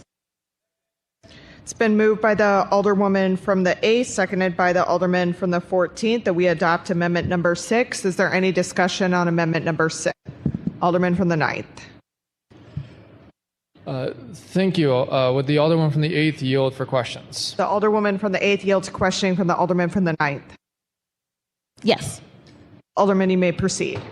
Thank you, Alderwoman. I appreciate the concern around this. I was wondering, did a medical school or an institution ask for this amendment? No, no one directly asked me for this amendment. However, I did approach them with the concern when I identified the gap. And I have heard that certain institutions may be looking into these details further. I think that's why I said in my opening remarks, my goal here make sure we're proactive in the regulations that we're putting forward to make sure that we're addressing these concerns in advance so that we don't unknowingly create any issues for these institutions. So, do you have any medical schools in your ward? No, I don't have medical schools in my ward. And to the point that was brought up here on the floor, I know all of us have concerns about issues and institutions that impact our residents that may not be fully based in my wards, just like you're passionate about. I know downtown, I'm passionate about making sure that health data is provided, protected, just based on my personal interactions with residents that I have in my city and in the community. I feel that. I think it's important for us to have a citywide outlook on things, and especially for something like downtown, which is critical to our city in many ways. But I also say that, I represent the area that this amendment would affect. And I've had discussions with the, government advocates for Washington University and BJC and the medical institutions in my ward with Cortex. And what I heard from them was that they met with the planning committee, our planning department, while this bill was being drafted, and had their concerns addressed. They felt heard. So I don't think this amendment is necessary, but I also think that it's messing with another substantive change that is going to. I'll be honest. There's a lot into this new amendment that was just distributed, and I think it's a pretty big change to make. As someone who represents the area where these are located, I would be opposed because I think it's not being sensitive to, as we've often discussed, all the questions that the community has about this. I've been hearing from my community ever since this topic came up last September. September 2025 was when we first passed Executive Order 92. We passed a resolution supporting the development of these regulations. Now we've been through 4 Planning Commission meetings, 4 HUD's committee meetings. I don't know how we haven't been proactive in our approach. We've really been taking every stakeholder, every person that we can, getting them at the table, hearing from them, and making sure that these regulations work for them. Making a change like this seems like it would further weaken this bill and put a situation where these facilities could go in locations very close to residential. One of the things that I deal with in my ward is the proximity of high-density residential right next to a very active medical campus. It is a constant struggle. And I have to say the university is a great partner in that. They really do respect the community that they're in, which is why I don't think that they brought a concern about these regulations to me, that they were happy with where they were at. But I do hear a lot of concern from my residents who live adjacent to the medical campus about the uses of these properties, about how we are designing the areas around them. And I'll say there's more than just residential. I mean, there's a world-class daycare facility right in the middle of the medical campus for employees. There's all sorts of things inside these areas that I know because I represent them, that I would not encourage there to be a data center nearby. So I appreciate the sensitivity and the thoughtfulness that these institutional partners have displayed in this process and how they've engaged with the planning department behind the scenes to make sure that these regulations are not adverse to them. I do not think that this amendment is necessary. Thank you. Any further discussion on the amendment? Alderwoman from Thank you, Madam President. Members of the board, with the Alderman from the 8th yield to questions. the Alderwoman from the 8th yield to questioning from the Alderwoman from the 1st. Yes, I will. Alderwoman, you may proceed. In Section 3, you have the setbacks in subsection A1 continue to fully. This doesn't. They don't have to follow the setbacks as long as they continue to follow the setbacks. Explain to me how that isn't contradictory. They don't have to follow the setbacks of the initial provision, so the subsections above 150, 300, and I think it's 500 is your highest one, if they meet 600. the 600, if they meet the following guidelines below is that language. But if there is How would they continue to protect all parcels if they have to meet setbacks? They would continue to protect all parcels that were referenced above. The references are A through K, so as the Alderman mentioned, the other zoning areas, and they would have to make sure that they are also away from parks, as long as they are on their institutional campus. So again, this is referencing the specific perimeter that we're setting in the definition of All parcels outside the institutional campus. So if they're on an institutional campus, they don't have to meet setbacks. If they're on an institutional campus and across the street from the park, then they can't be in that location because it does not meet the initial requirement. Without regard to the setbacks is in the first section. That is what I'm tripping over. Okay, maybe explain to me your question to make sure I'm So understanding. it says a data center that supports the principal use of an international campus may be located on that same campus without regard to the setbacks in subsection AI, which is all the setbacks listed. So you're saying it doesn't have to follow the setbacks? If, and then that is where the 3 detailed provisions are below. So if I need to add an initial clause there for clarity, but again, the intention is that they have to meet the requirements of all 3 subsections, including the 3rd bullet point, which is meeting the initial provisions above. And again, let me just use a scenario as an example. If there is a facility, as the Alderman described in his ward, that maybe is a medical facility deemed as an institution, and they want to do an expansion of a data facility, they can only do so if A, it is a micro or standard, B, it is not violating any of the other provisions, being next to a daycare or a park or high density residential, and C, as long as it is meeting, I believe, the initial guidelines of only operating for the purpose of that institution. So it's adding clarity that only operating for the purpose of that institution, not a major data center, not violating any of the requirements of being next to any of the things like a daycare facility or a park that people are concerned. That's not what it says. Okay, well, if it says that, then this is doing nothing. Because if it has to follow every other setback, an institutional institution isn't defined as something that it has to be set back from.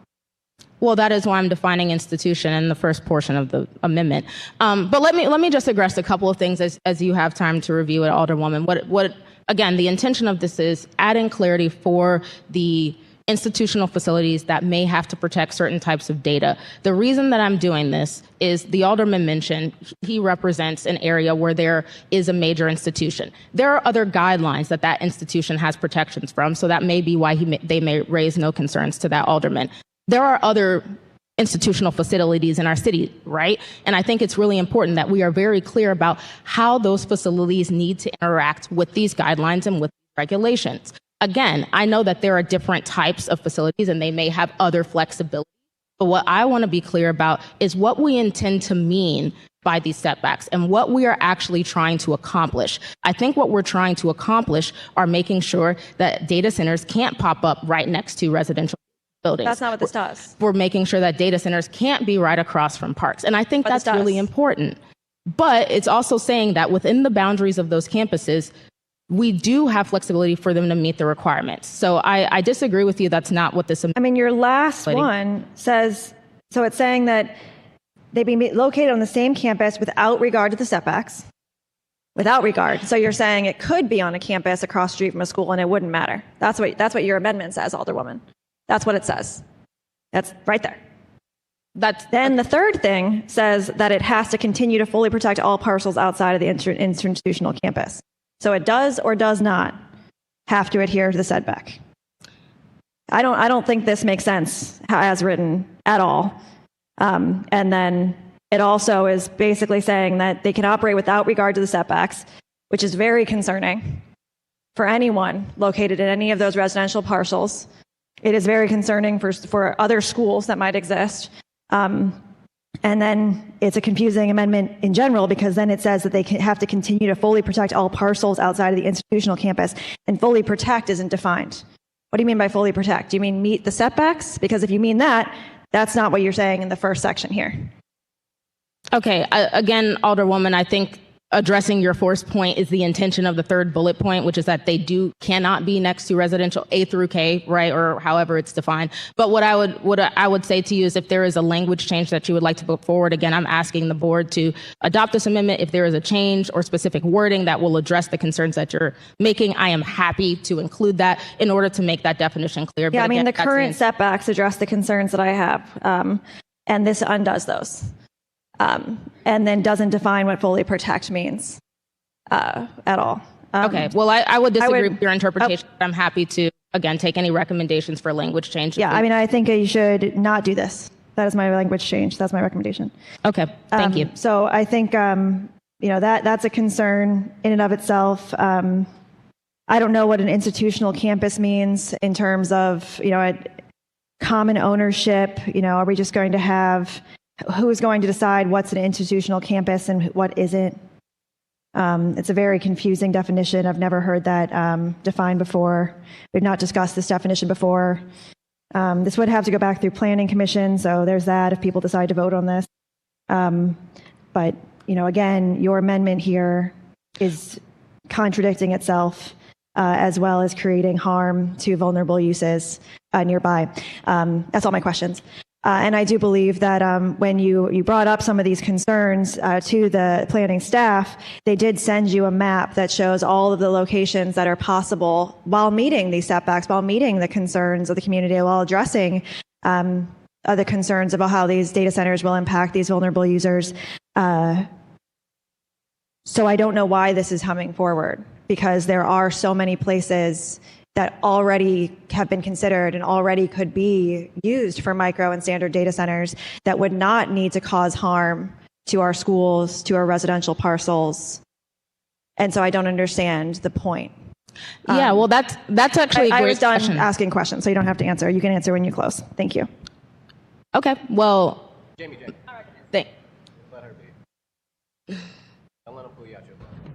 Alderwoman from the 7th. Thank you, Madam President, members of the board. I have had a chance to discuss this amendment with the Alderwoman, so I do understand her intent. I think, this data center conversation is such a new conversation for all of us. And I think from our conversation, her interest is she's wanting to make sure that medical school campuses that have a lot of data, that what we put in place does not keep them from expanding. And we were able to have a little language exchange, and I think that maybe some of this language is from some of that language exchange.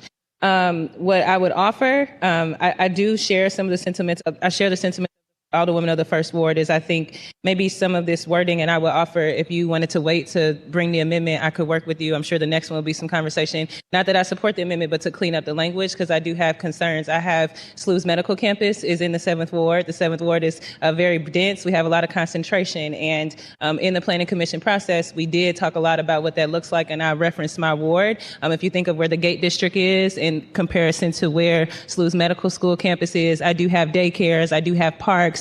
Some of those things were of concern. We're putting this in, and I do have concerns that this amendment as written doesn't kind of takes those protections out, which again, I don't want to prevent medical campuses from expanding should they need to. And I do appreciate that there's language in here that says, if it serves that institution only. I think that's very helpful, but I do think this needs to be kind of reworded and cleaned up so that the impacts don't do away with what we're trying to do. Because I do think that without regard to setbacks, takes away some of those other things. So I just wanted to offer on the floor, if you would wait to pull this amendment in, I would be happy to work with you so at least the amendment does what I think you're intending to do.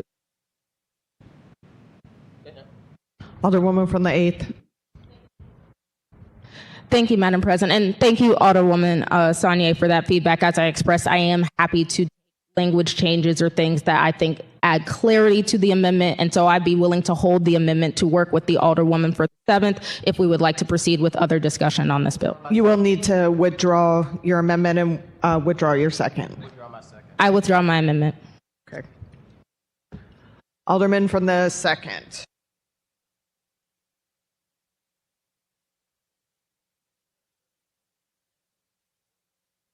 We got me? Excellent. Thank you, Madam President, members of the board. I move that we adopt amendment number 5 to Board Bill 49 as amended in committee. It's been moved by the Alderman from the 2nd, seconded by the Alderwoman from the 11th, that we adopt amendment number 5 to Board Bill 49 as amended on the floor. Alderman, you may proceed. Thank you, Madam President. Colleagues, this is an amendment that truly defines collaboration over the weekend between the mayor's office, between the president's office, between the business community, between potential sponsors and data center applicants, but most importantly also from Renew Missouri, who is the renewable energy advocate that had a considerable amount of input on this legislation. And a balance was struck to keep this section mostly in its entirety on page 21, line 3, but adding some clarifications that the general portfolio is already required under a state statute, which was the Renew Missouri provision. But most importantly, at the end, it allows for a waiver process to proceed in the event that the utility provider is unable, evidenced by the Board of Public Service, unable to provide the energy load from the renewable energy sources. The sponsor or owner may petition the Board of Public Service, whereby a hearing takes place, much like a process if someone is aggrieved by an approved or disapproved occupancy permit or any other transacting with the city. The Board of Public Service is petitioned by the owner. There must be a certified testimony from the utility provider along with along with documentation that represents they are unable in the market to fulfill the energy load renewable requirements, at which point the Board of Public Service, based on recommendation, I assume, from their staff, along with the Sustainability Office, along with the Planning Department, can make a recommendation to provide a waiver for that 5-year period of time to which they are applying. Now, all this does, in my mind, is provides a very reasonable off-ramp so that this market can be sorted out, which allows for a little bit of certainty for investors and anyone who may want to provide the jobs as well as the economic activity associated with this development.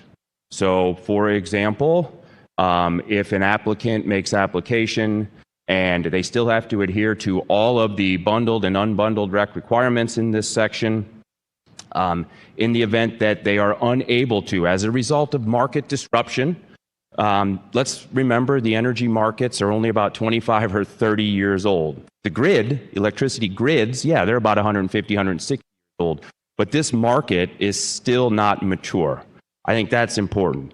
And when you're talking about risk takers, hundreds of millions and $500 million facilities, providing this potential off-ramp in the event that the renewable energy cannot be obtained, produced by the utility provider, all this does is allow them to go through a waiver process through the city, which gets reviewed by the Board of Public Service, it taking its recommendations from those folks I mentioned earlier, and they allow a waiver.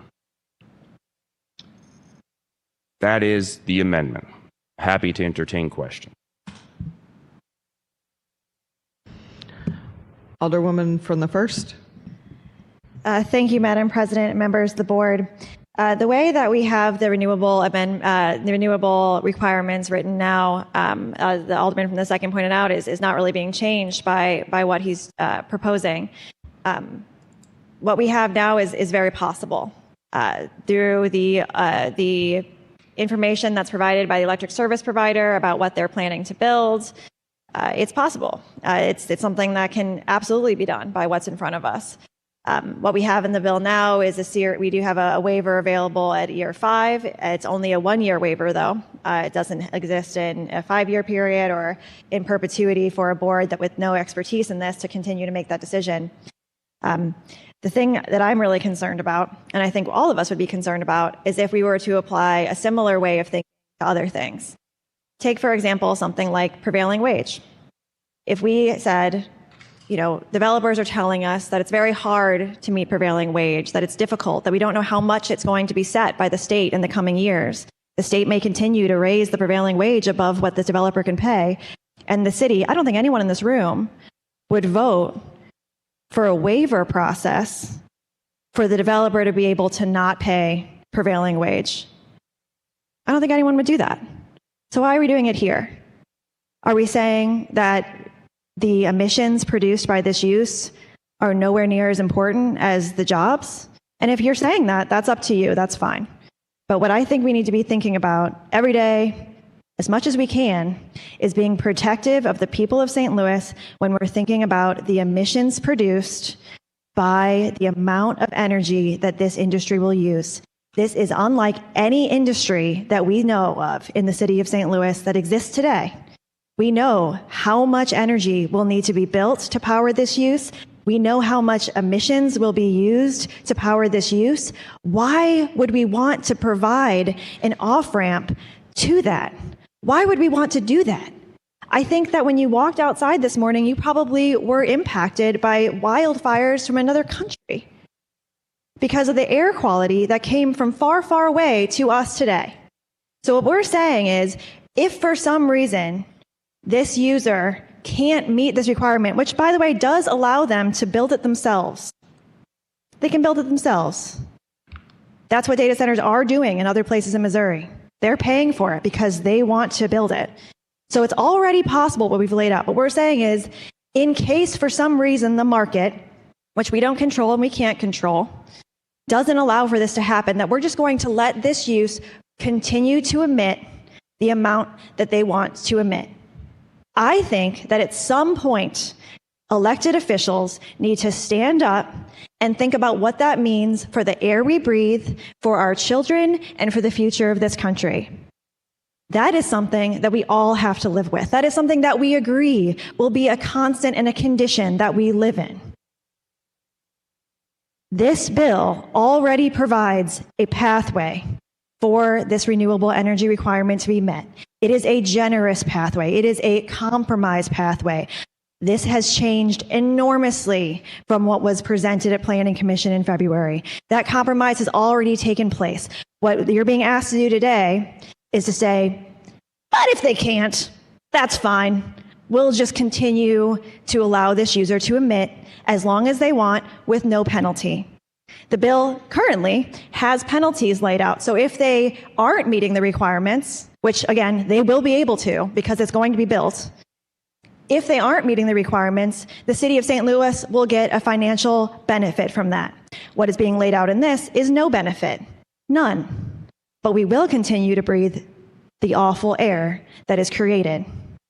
We will continue to deal with that. People around us will continue to deal with that. I don't think that's good enough. I hope that you don't think that's good enough, especially with what's in this bill is possible. And I understand that the alderman from the 2nd is bringing up Renew Missouri and having them stand in front of this amendment like they support it or they wrote it or they agree. And they may have provided language because they were asked to find something that perhaps other industries would get on board with and say that they now are fine with it. And you know why they're fine with it? Because they know they won't have to do it. They're fine with it because they know they won't have to do it. We have already seen the Board of Public Service approve a major data center that the majority of our constituents, not just my constituents, our constituents didn't want to see happen. That we know will cause incredible amount of pollution in our region and in our city. One of the things provided by the staff members to us is a single 30 megawatt data center, if operating at full capacity with no renewable energy, would be a 20% addition to our industrial emissions. One facility, one 30 megawatt facility without renewable energy requirements would set the city back 2 years in achieving its adopted climate goals. 2 years. One facility.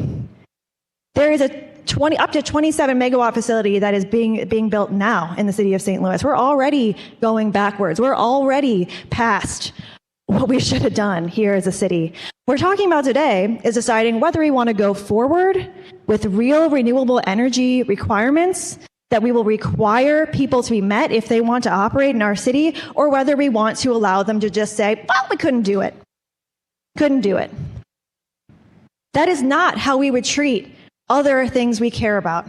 I know it's not. Absolutely would not. There's not a single way in this world that we would stand up here and say, if a developer said they just couldn't meet prevailing wage, we can get a waiver from the Board of Public Service. No one would vote for that. I'm asking you not to vote for this because this is important too. Many of you have children. I hope that they have children and I hope that they can live here. But we are seeing the effects of bad decisions of governments in everyday life. We are seeing the proliferation of heat, of bad air quality, and we have an opportunity to do something about it. And if you vote for this amendment, you are setting the city backwards. And that's up to you. And I'm going to let you make that decision, and you can explain it to your constituents and why you did it. And if it's because business wanted it, if it's because labor wanted it, explain that to them. I am trying to fight for what I think the next generation of the city of St. Louis wants and what the people we represent want. And that's why we're here, isn't it? Isn't it? And isn't that why people don't trust government anymore? Because they're in the pocket of big business, because they're in the pocket of their campaign donors. Isn't that why we see problems proliferating in our society? This amendment is part of that. That's what it's doing. So please don't vote for it. Any further discussion? Any further discussion? Alderman from the 5th.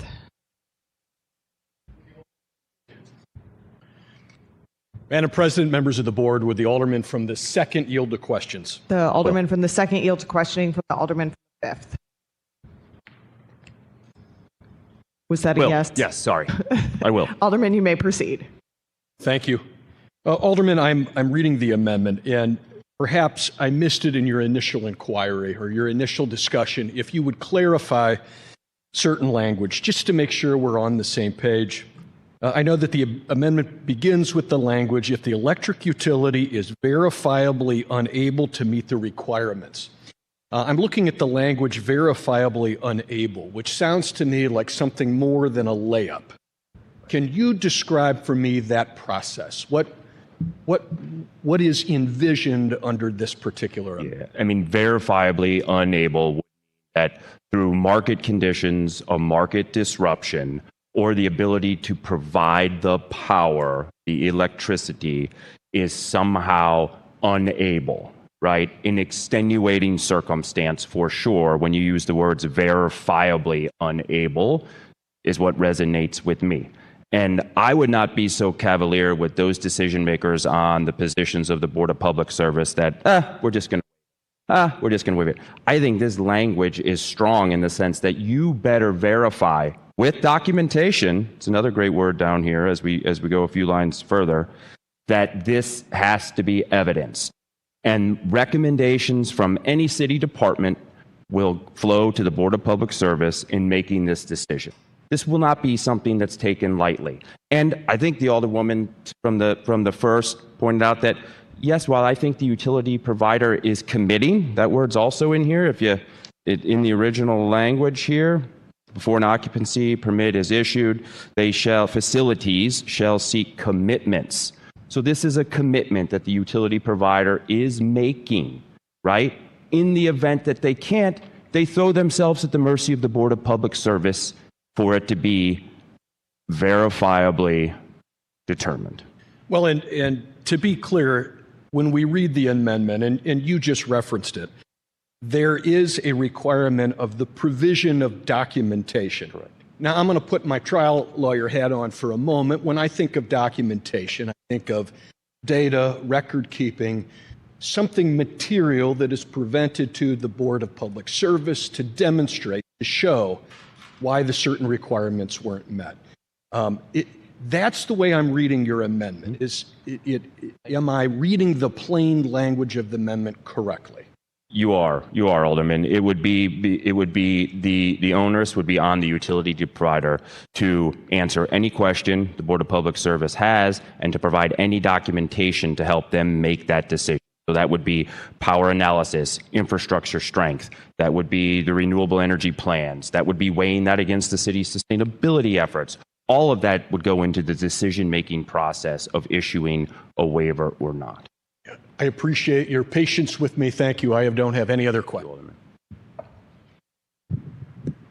Any further discussion? Any further discussion?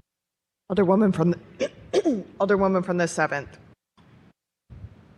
Thank you, Madam President, members of the board.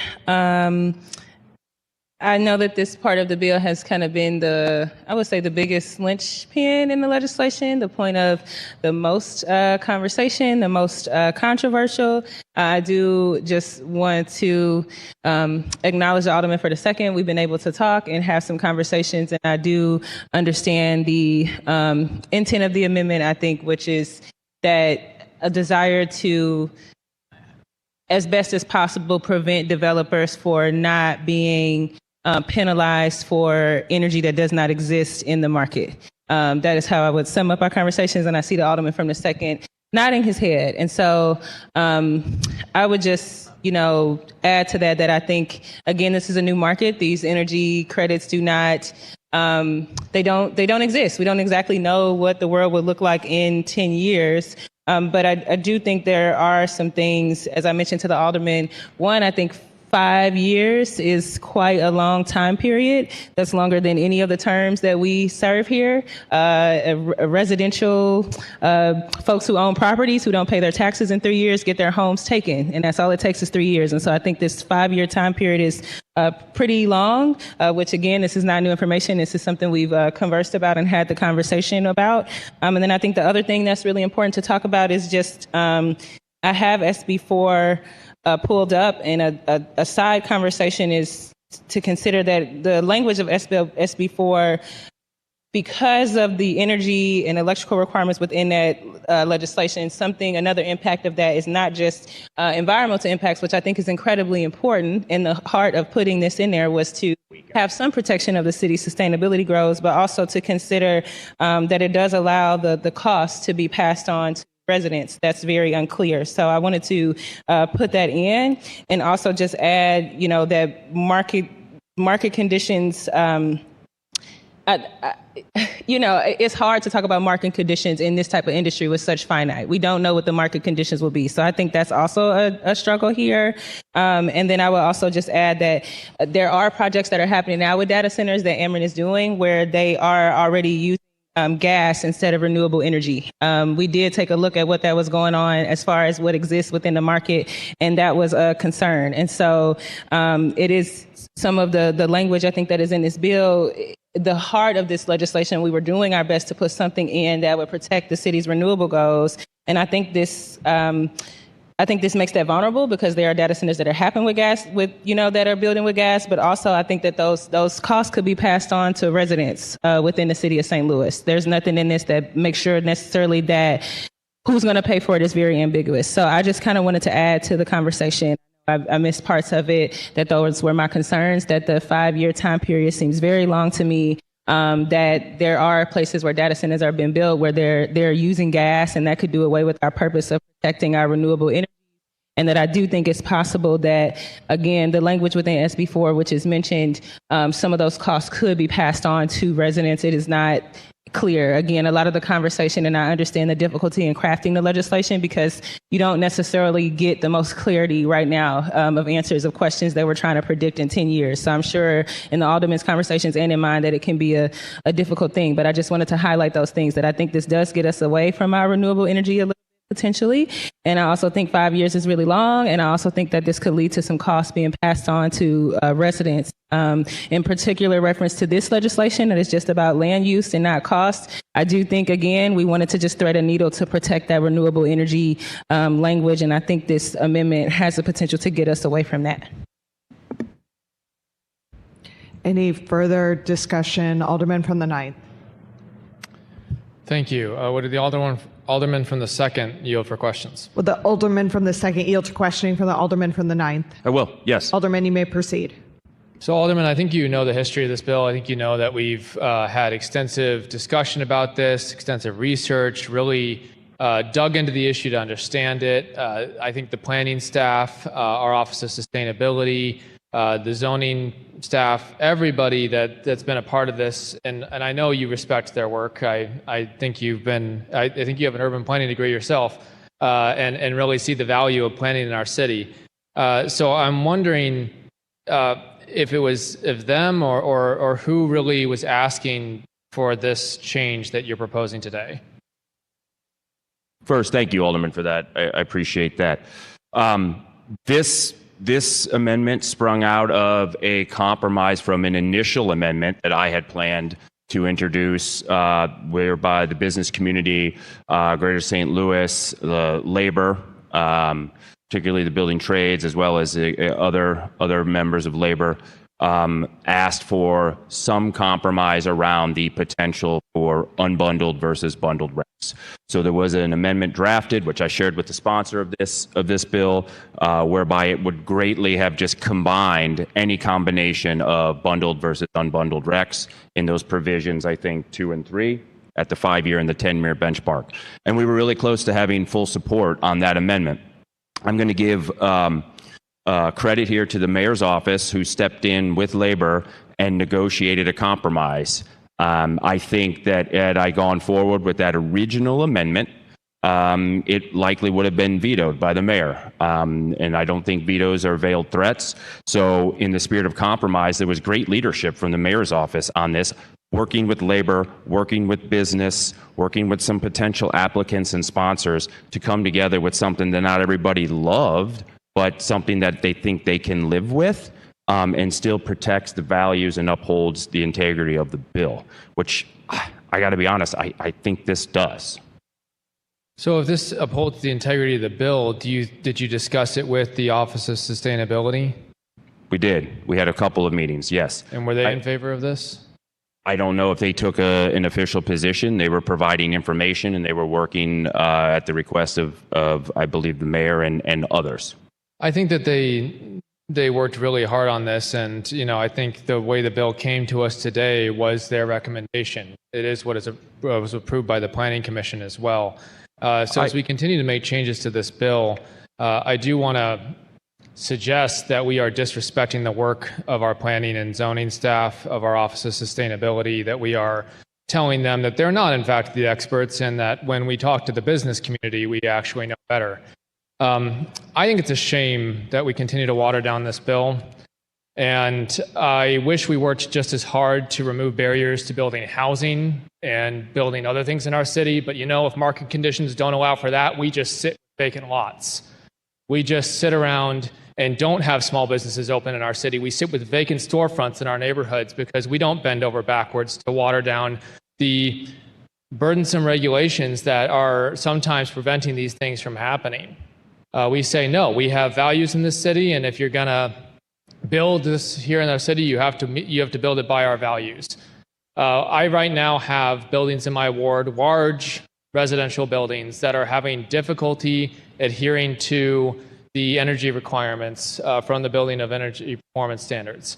They are, I talk to them quite often, and they're quite concerned. It's difficult to update these old buildings to meet modern day requirements. But the answer has not been, and the city is not jumping to remove those requirements. And I suspect that if I brought a bill to do that, I would really get maligned by my colleagues for watering those requirements down. That I believe our own mayor sponsored that bill, or co-sponsored that bill, when it came back several years ago when it came in front of this committee. So I think I'd receive a lot of pushback if I tried to minimize and reduce that bill. I think that if there is something that cannot meet the requirements we've set up and have been recommended by our planning commission, by our planning staff, maybe it's okay to say no to those things. Maybe that's not the right fit for our city. Maybe we're not prioritizing the people that elected us.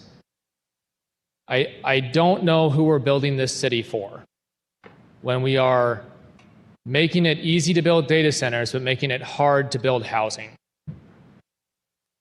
I don't know why we think it benefits even labor, because I'd rather have them be building things that benefit them, that benefit their neighbors if they live here. I've seen electrical workers post online saying we're building our doom when we build these data centers. And I don't think that there is some golden egg that's going to come out of this that's going to save our city. But even if there was, what kind of city would this be to live in if we just built it for the machines and not for the people? So this is an existential question in front of us today. This is a very existential issue that you brought with this amendment. I think the Alderman from the first mentioned it. It is hazy outside. There are cities across the U.S., Minneapolis, Chicago, that have seen record levels of smoke from wildfires. We are continuing to see the damage that we've done to our environment from the burning of fossil fuels and the continual march of industry and capital that does not care for how many people they hurt because they don't live here. Now, I've seen the proposals that have come in front of us for our city. I've spoken against the proposal for the site next to the Armory and the former Goodwill building, precisely because I don't trust that that is going to be a benefit to the communities that surround it, the communities I represent.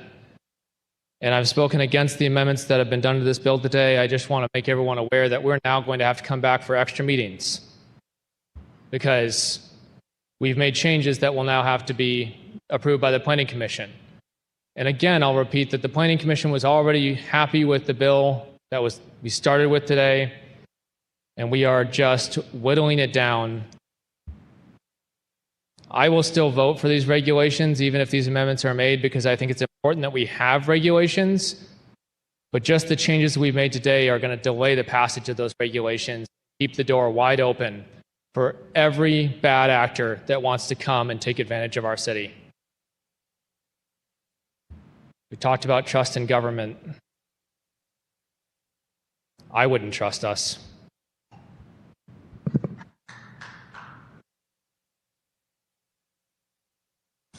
Any further discussion on the amendment? Any further discussion on the amendment? Seeing none, Alderman from the 2nd, you are recognized to close. Oh, is there Alderwoman from the 7th? Yes, sorry. I've just changed positions. This is just my general thoughts on this amendment and some other things. I just have to be honest and say the thing that I'm going to also say to my constituents. I do think it's telling that all the amendments brought forth Alderwoman, today. can you speak more into the mic? Sorry, I think it's because I'm tall. They're always yes. Yes. I just want to say, I want to hold a few things as true at the same time. I would not paint the Board of Aldermen, especially because I've had conversations with all of us. I do not think that anyone who I've spoken to is anti-regulation of data centers. I do think that's important to say, because I know folks are going to pick up on the conversation and things are going to run all the way. But as someone who's been involved in this conversation, that is not what I would say. I would not support that statement. I would say that many of the amendments that were made today, including the one that we're discussing now, I'm really appreciative of the decision to move away from the eliminating renewable energy threshold requirement. It's a hard line that I've tried to protect. I do feel like sometimes people have looked at me like I have a second head when I have ridden so hard for that protection. But I just want to remind us of the city that we live in and things our people are dealing with. We have some of the worst health disparities in this country, and a lot of them start with the asthma and the mold in our buildings and the breathing. And you don't have to take my word for it. I would encourage any of you all, if you have any specific questions, SLPS, we have so many children who have asthma and other health-related respiratory diseases. It is something that they talk about regularly. There are information there, are data about it. What I will say too, in regards to this bill, I think something that is telling today that I'm going to have to discuss and answer for is like none of these amendments being brought forth are about the well-being of people. All of these amendments are about this economic growth and that economic growth and this thing and that thing. And again, there's nothing wrong with economic growth. It's vital. We need it to stay alive for a city. We need it, but also government is supposed to be a regulator. We're supposed to be the ones who thread a needle. We're not supposed to necessarily give into any one particular interest of concern. And I believe that when we do that, we're supposed to be centering the well-being of people. So when we're talking about these renewable energy goals, and we're talking about these other things, we're talking about very real things. Air quality index is a real thing. The amount of asthma and respiratory diseases that folks have is a real thing. The other amount of health disparities that we have here is a real thing. And also, it's Black children who have the worst health disparities here. So I'm extra invested in that conversation. I do think it is telling, none of these amendments are about the well-being of people. Nobody's asking about, what are these concerns about with this route? They are about these other things of making it easy. And it is possible. As a matter of fact, I would argue it has happened several times in the history, not just in the city, but period, where there are economic booms that displace people or that harm people. It's possible that there are things that are good for economy and bad and to the detriment people. And this is such a new industry. This is such a new thing. Even if it's not the case, we won't know. I will point to the RECA Act that we're talking about right now when everybody was in a rush to build nuclear plants. That it's going to be so great, the jobs it's going to create, the economic boom is going to be awesome. And then the folks who lived around those centers got cancer, but we didn't know until there were studies later on, and folks are trying to be compensated for that right now. And so I just think this has to be a part of the conversation too.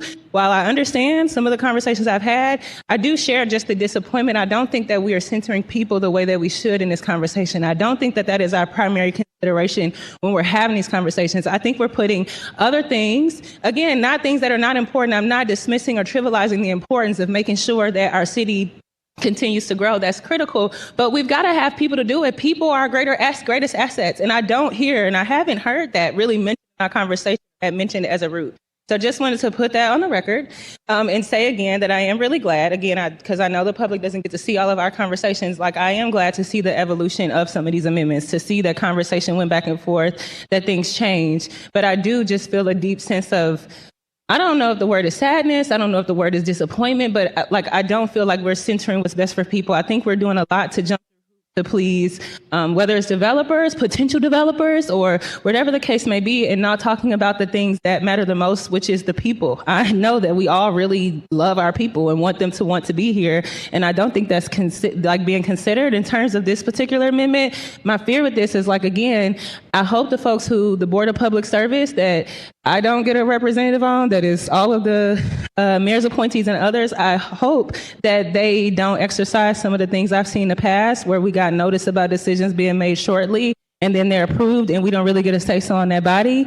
And I also really hope that they hold true, if this amendment is adopted, like making sure that they do verify that that bundled energy is available. And I do have a fear that diluting this in any way will allow for people to not try, because what I've seen with the history of waivers is that sometimes people just go for the waiver and they don't even try to meet the standard. And it often takes government to be the one to set the standard, because the standards we set become the bare minimum often that corporations will do. But if we don't try to set the standard and folks know I can just go get a waiver, they won't try. So I really hope and pray that that does not become the case. I really hope and pray that if this is adopted and ended up in the final version, the Board of Public Service acts with a little bit more transparency, a little bit more inclusion, and lets us know. And I really do hope that we make sure that we're verifying, what is truly available in the market, because I do think it is really important for government to hold the line, that we're supposed to be regulators. The primary consideration should be the people. Thank you.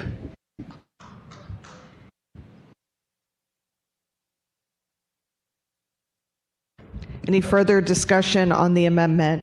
Any further discussion on the amendment? Seeing none, Alderman from the 2nd, you are recognized to close. Thank you. Thank you, Madam President. President. Alderwoman from the 12th. Had her hand up. Sorry, if your video's not on, the hand doesn't show up on the screen, so I can see you now. Alderwoman from the 12th. Thank you. If the Alderman from the 2nd would yield, please. The Alderman from the 2nd yield to questioning from the Alderwoman from the 12th. Yes. Alderwoman, you may proceed. Thank you. I appreciate it. So I've been back and forth with this amendment because I thought that I saw a different amendment originally, and maybe that's what you were speaking of. And so can you tell me again why this is a better amendment for this board bill? Can you go over it again? Because I'm just trying to, this is a kind of a big change and I want to understand it. You bet, Alderwoman, of course. There was an original amendment that you did see, because I believe I sent it to you, that I had contemplated in earlier discussions before a compromise and the convening of a lot of stakeholders that would have made a combination in years 5 of bundled and or bundled recs, which was a very big sticking point, I think, for the sponsor, as well as in year 10, it could be any combination of a bundled rec and an unbundled rec.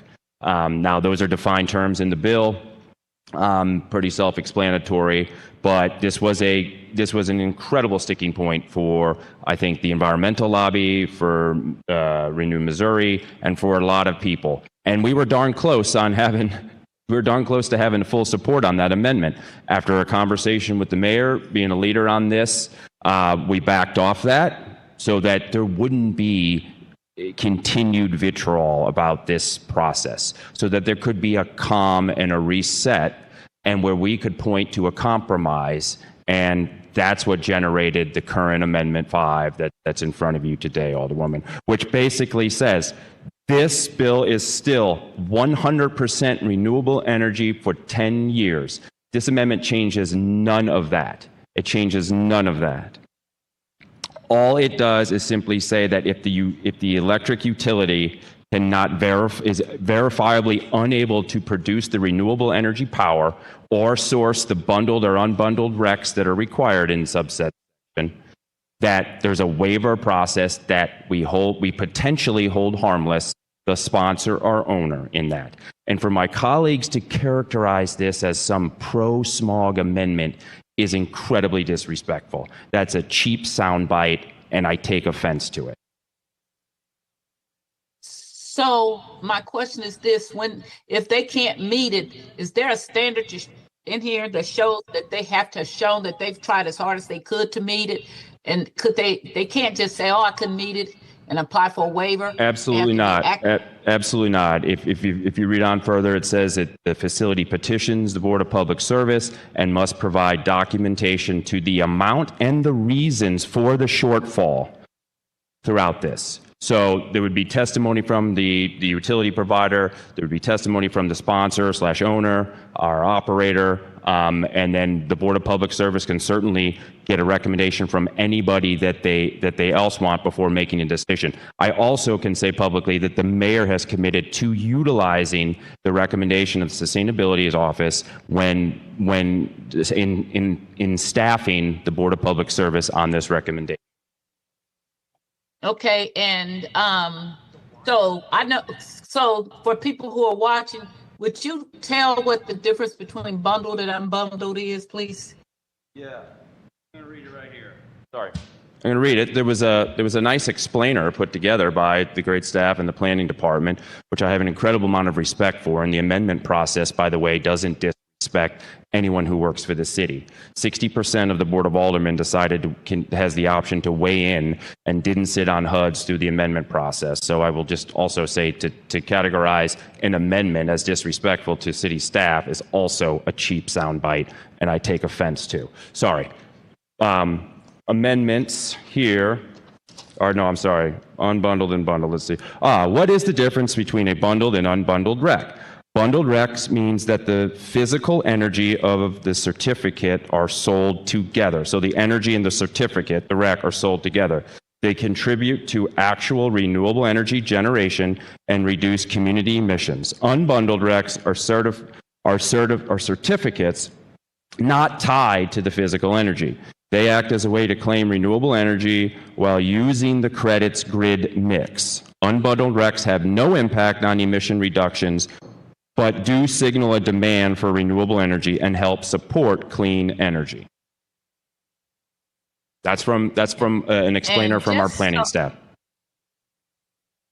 And just so to be clear, most things that come from I call them the alphabet company over there, are recommendations. They are not mandates. They are recommendations to the boards, and we have the ability to follow it or not follow it. Is that your understanding? So if they recommend a TIF, we don't have to follow the TIF. That's a recommendation. So that's the thing, is that we're the actual final judge besides the mayor of what happens with legislation. Yes. Not planning commission or the planning department.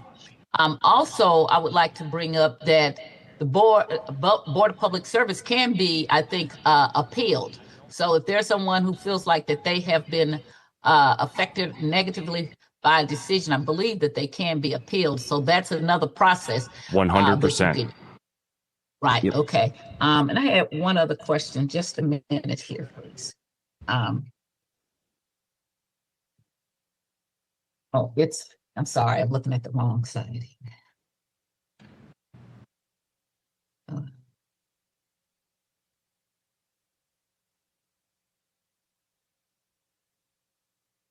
So there's a penalty clause in here someplace for a facility failing to meet the 10-year compliance deadline.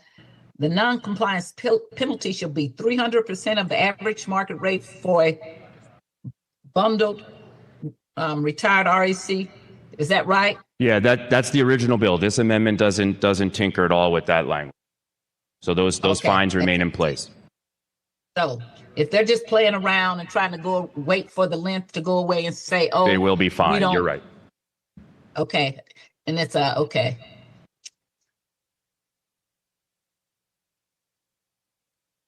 And they have to reapply if they're using an exemption, they have to reapply every 5 years, which was, I think, also in the original bill, right? Correct. Also, the language that Renew Missouri and the stakeholders negotiated and signed off on was that 5-year window. Okay, thank you. I have no further questions. Thank you, Alderwoman.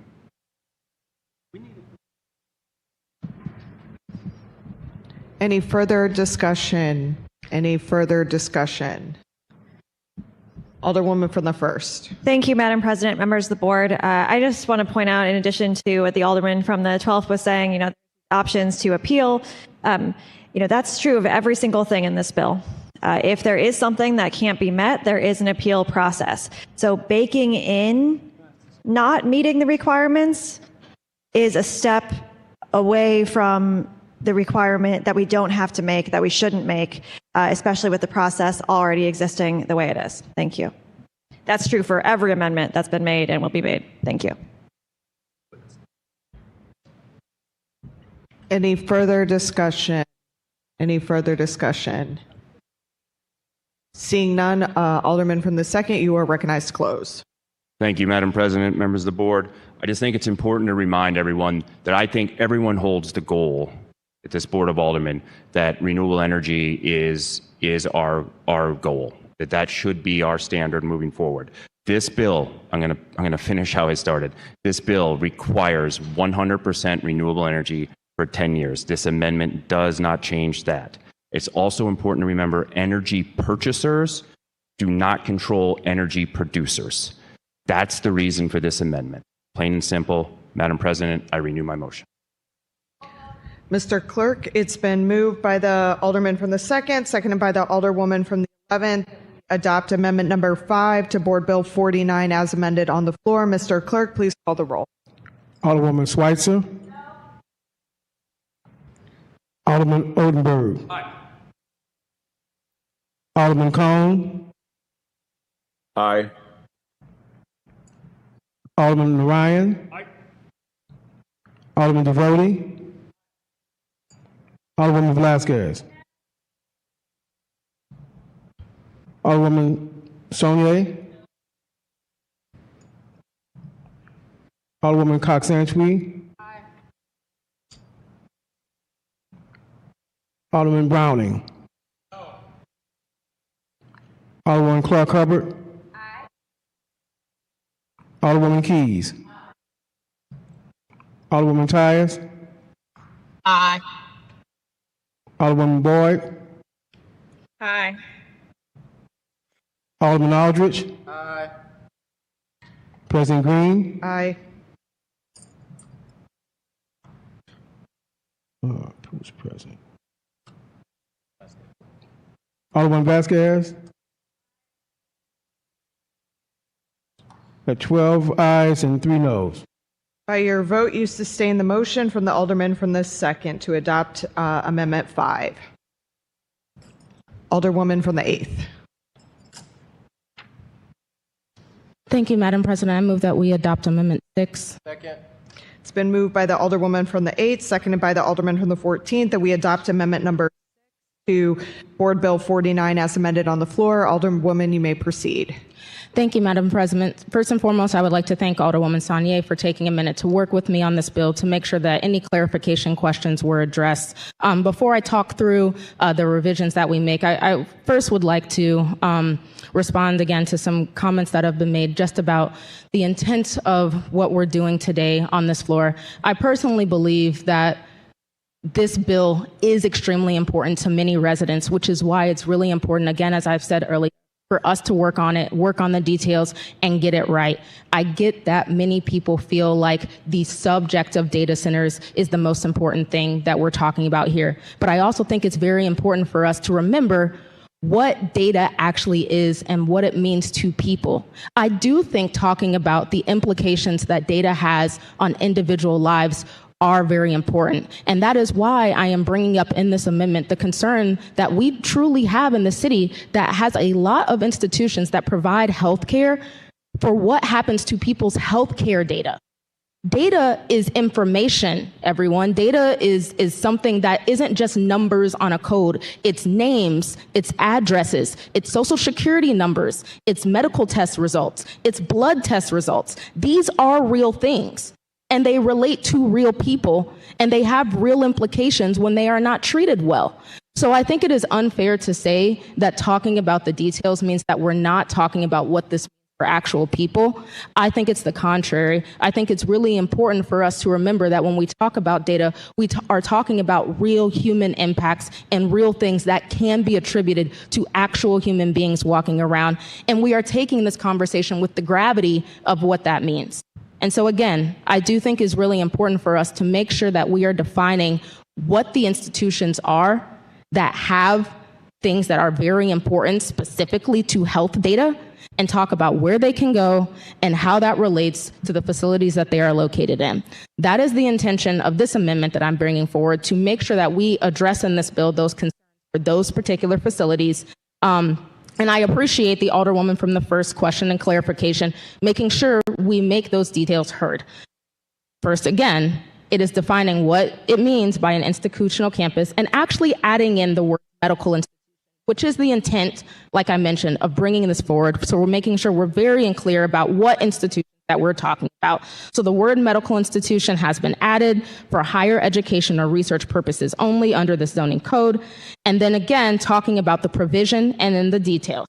It is saying that a data center that exclusively serves an institutional campus, as defined above, may be located on that same campus, provided that it is not a commercial facility, so it's only facilitating its intended use. It's a micro or standard data center, not adding any exclusion or opportunity for major data centers, and it's abiding to the setbacks provisions and continuing to fully apply for the original text of what the bill said to all parcels outside of that institution. Those are the changes that I hope will address some of the concerns that were raised here. Again, I do think regardless of what happens with this amendment, it is very important for us to talk about it, because we cannot ignore what the real data implications are that we are talking about. When we speak about data centers, we have to talk about what data actually means. We have to talk about the actual impact it has to people's lives. And we have to be honest, not only with ourselves, but with our city about what this means for actual human beings.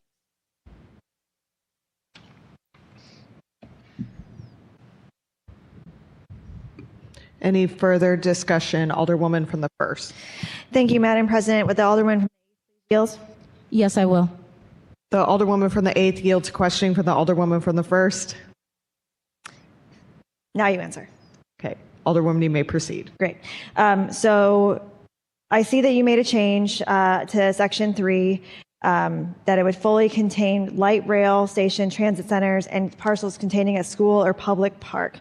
You did not choose to include residential. Can you speak to that?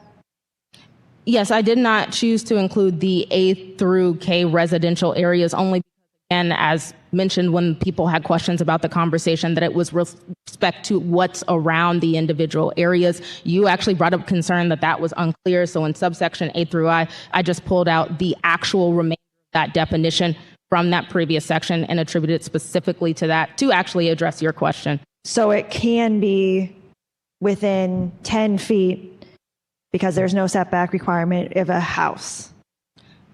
Not necessarily. It could be across the street from a house. It still has to abide by the zoning provisions that you all actually set with the micro standard data center. It still has to fit within that footprint, and it still has to be on campus.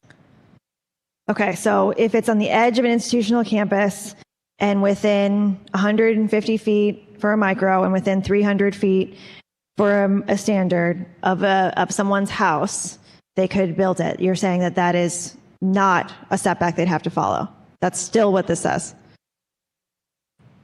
That is not my understanding, but again, I appreciate that. That was not the intention of that language. The intention of that language was specifically to pull what the original language referenced. Right, because, okay.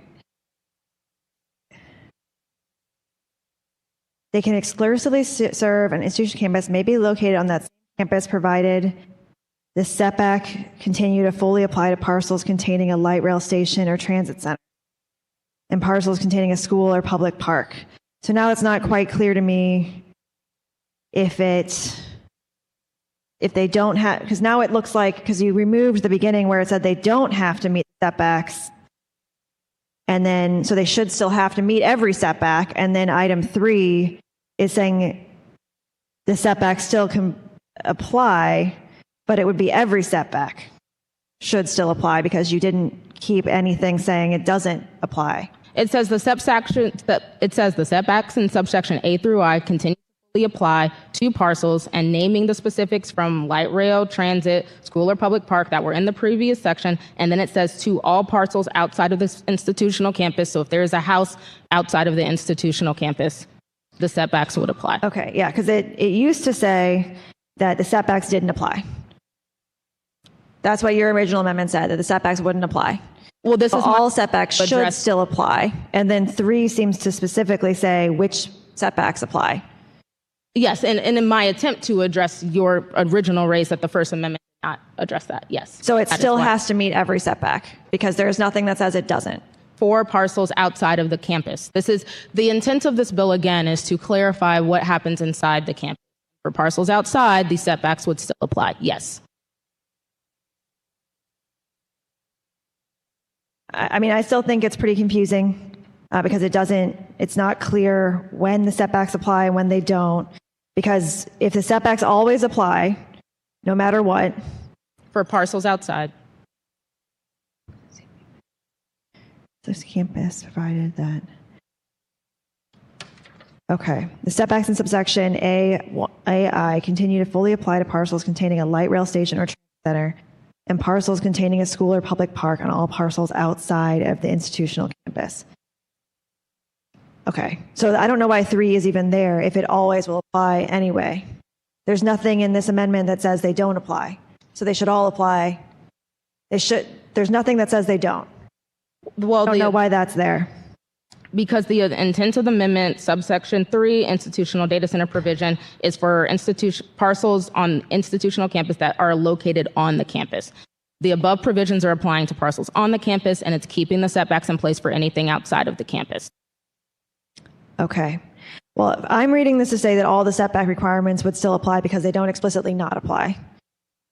Okay, well, that is not the intent, but I do appreciate your interpretation. Again, I proposed this draft. This is the draft I intend to put forward to the board. It will be up to everybody in this room whether or not we adopt it, but I appreciate your concern. Okay. Okay. Yeah, I think that you don't have, I mean, as long as the setbacks all still apply, but then it looks like only certain ones apply, I think it's still kind of needs some work, but I appreciate the update. Thank you.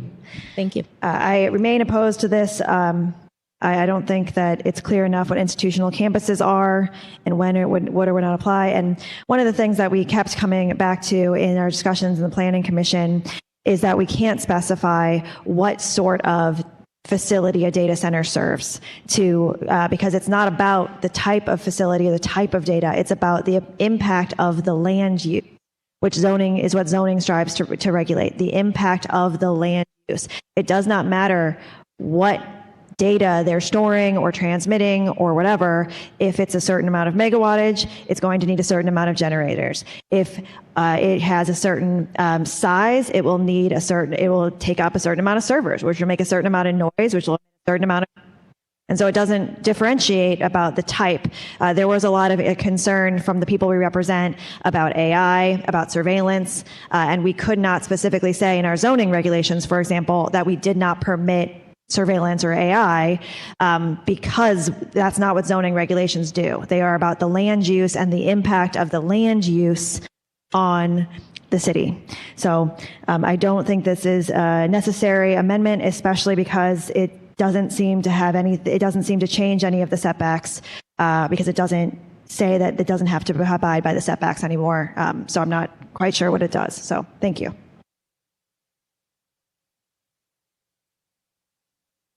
Alderwoman from the 12th.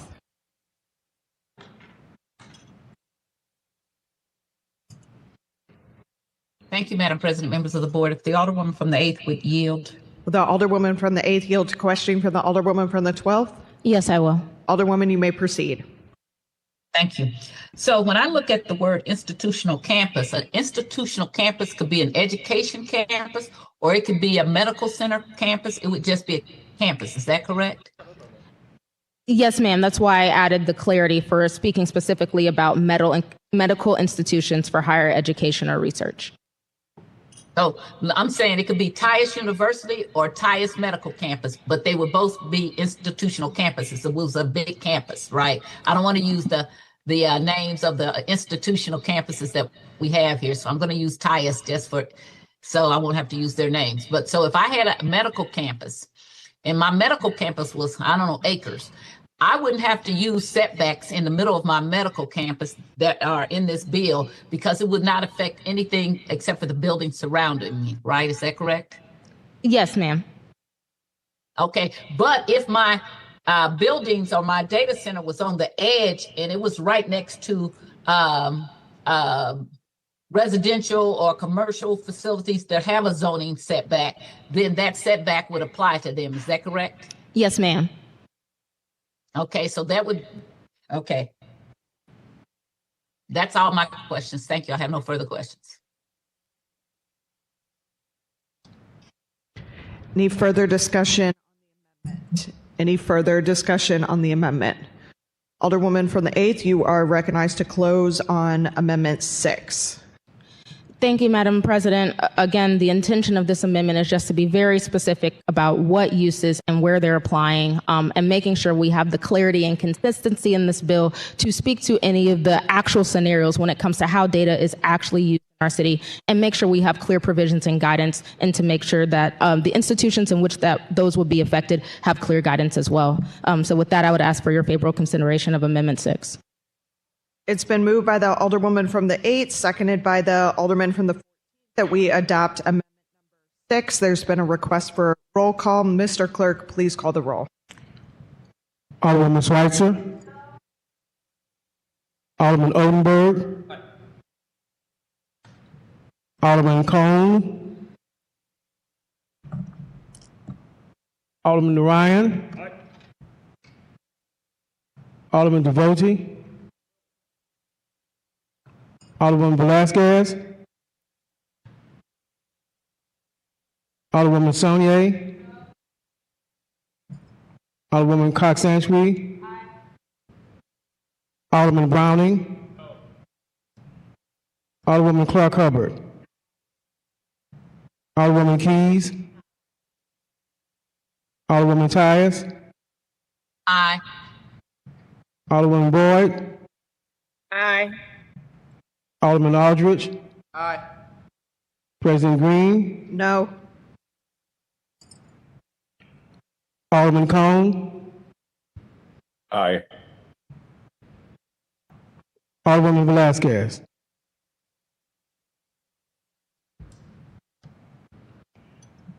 We have 9 ayes and 5 noes. By your vote, you sustain the motion from the Alderwoman from the 8th to adopt Amendment number 6. Alderman from the 14th.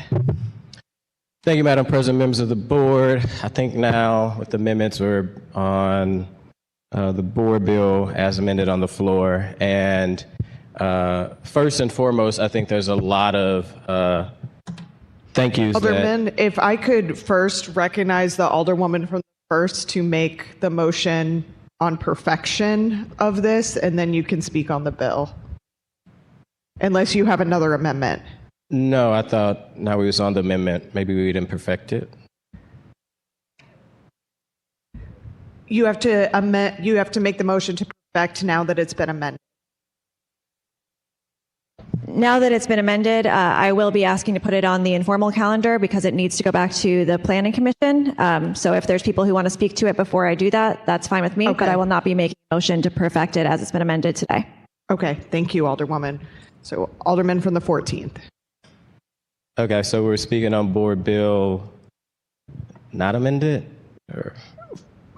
49 as amended on the floor, but there has not been a motion to perfect it as of yet. Gotcha. Okay. Well, speaking on board bill 49 as amended on the floor, first I do want to, I want to thank the Alderwoman from the 1st for carrying this bill. Also, I think there's a huge thank you that goes out to Miriam and all the staff at planning that has done a lot of hard work on this legislation. You know, I don't think there's not one person, and I can speak for myself, that is not in favor of making sure that we have regulations for data centers. As somebody who represents a large chunk of data centers in the downtown area, as I've even talked to the data centers, I think the way that it's laid out in our city kind of code is that, you know, they're categorized as warehouses and we have no regulations around them. And 110% agree that there need to be regulations. And I know I've seen firsthand the amount of meetings the Alderwoman from the 1st has put in, a lot of negotiation she has made. to try to get the bill to a place where she felt comfortable that she brought it to the floor. But I will be remiss, I think, if I don't bring up kind of the legislative process.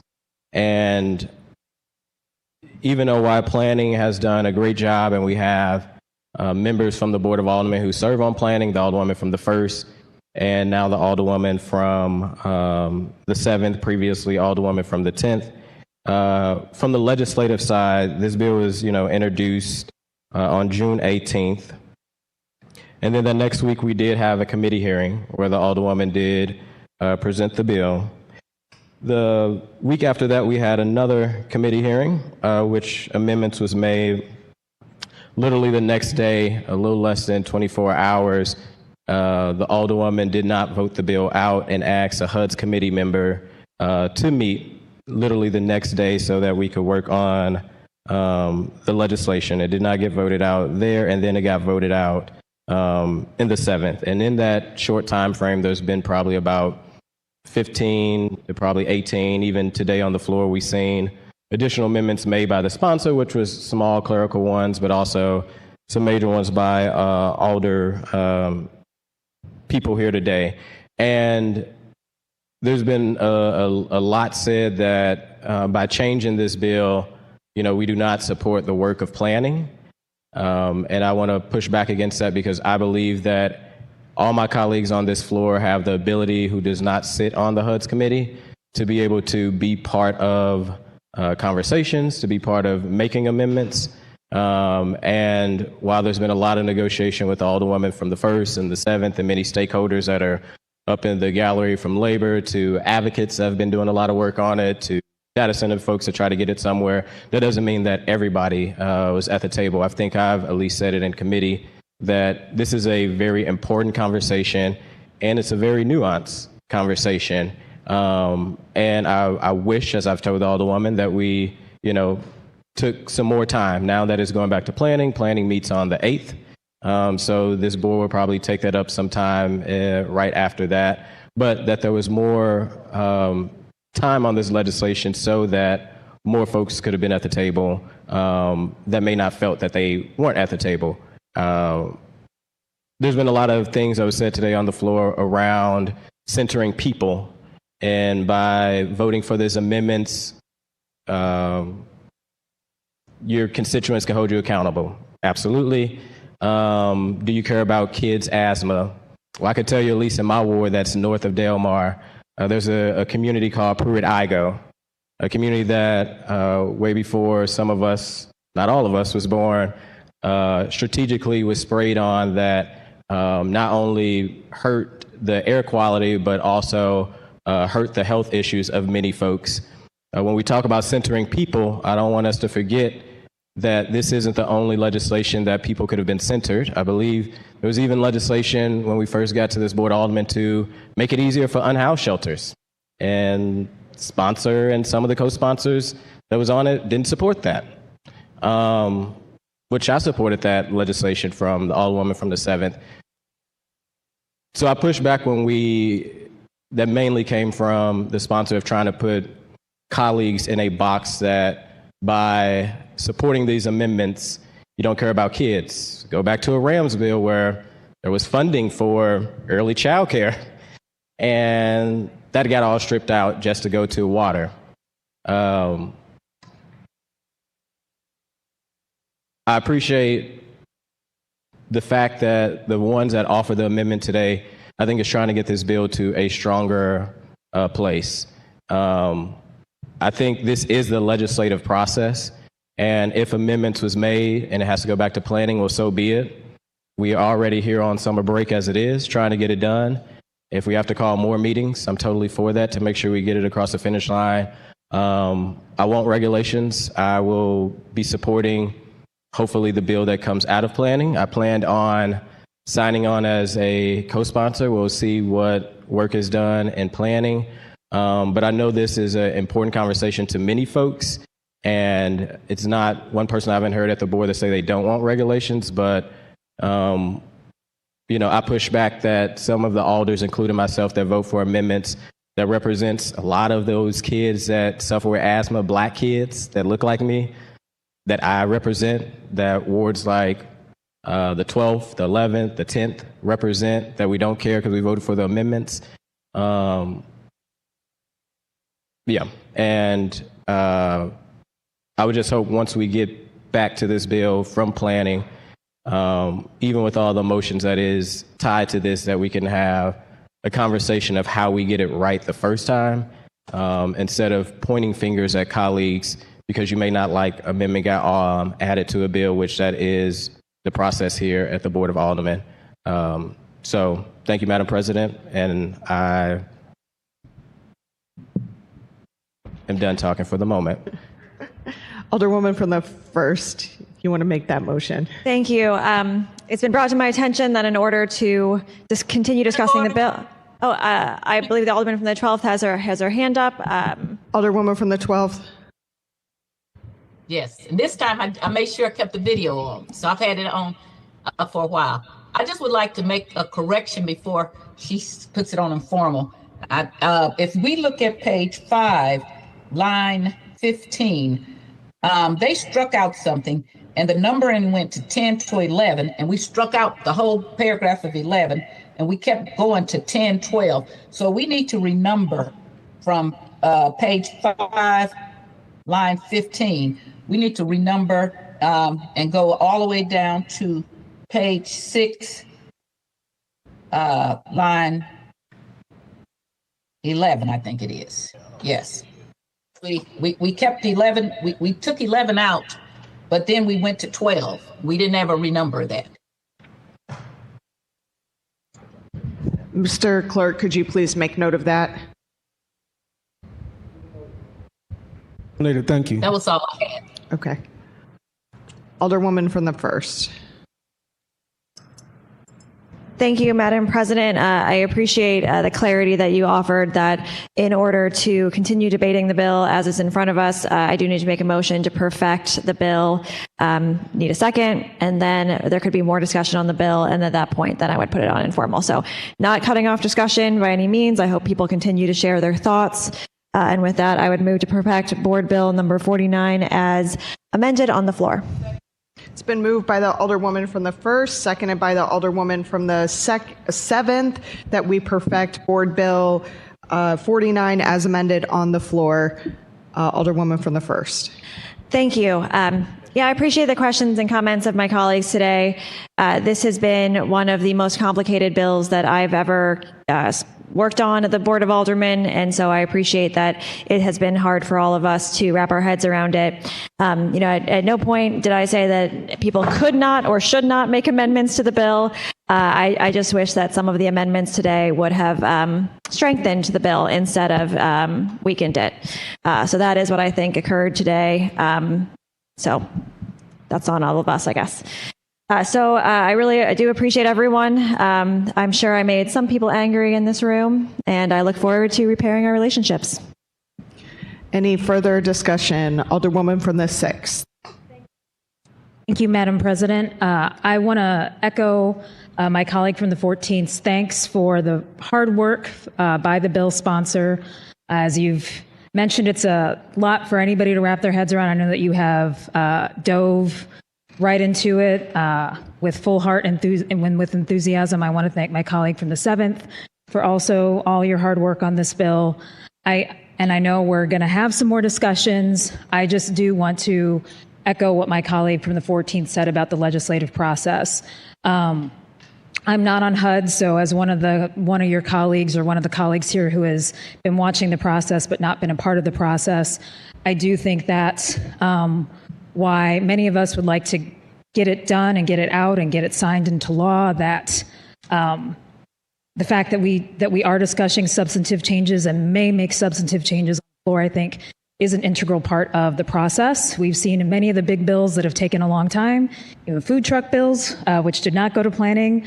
Those took a few years. And so, I think it's important to manage my expectations, but to manage people's expectations that these discussions would happen very quickly or would not be necessary in this moment because it is a big, complicated bill. And there are more perspectives because all of us are not in HUD. So obviously, we're going to be having more conversations, but I think the sponsor and also my colleagues who brought lots of questions, and I just ask that we keep on respectfully moving forward with this process on the floor with each other as we go forward. Thank you.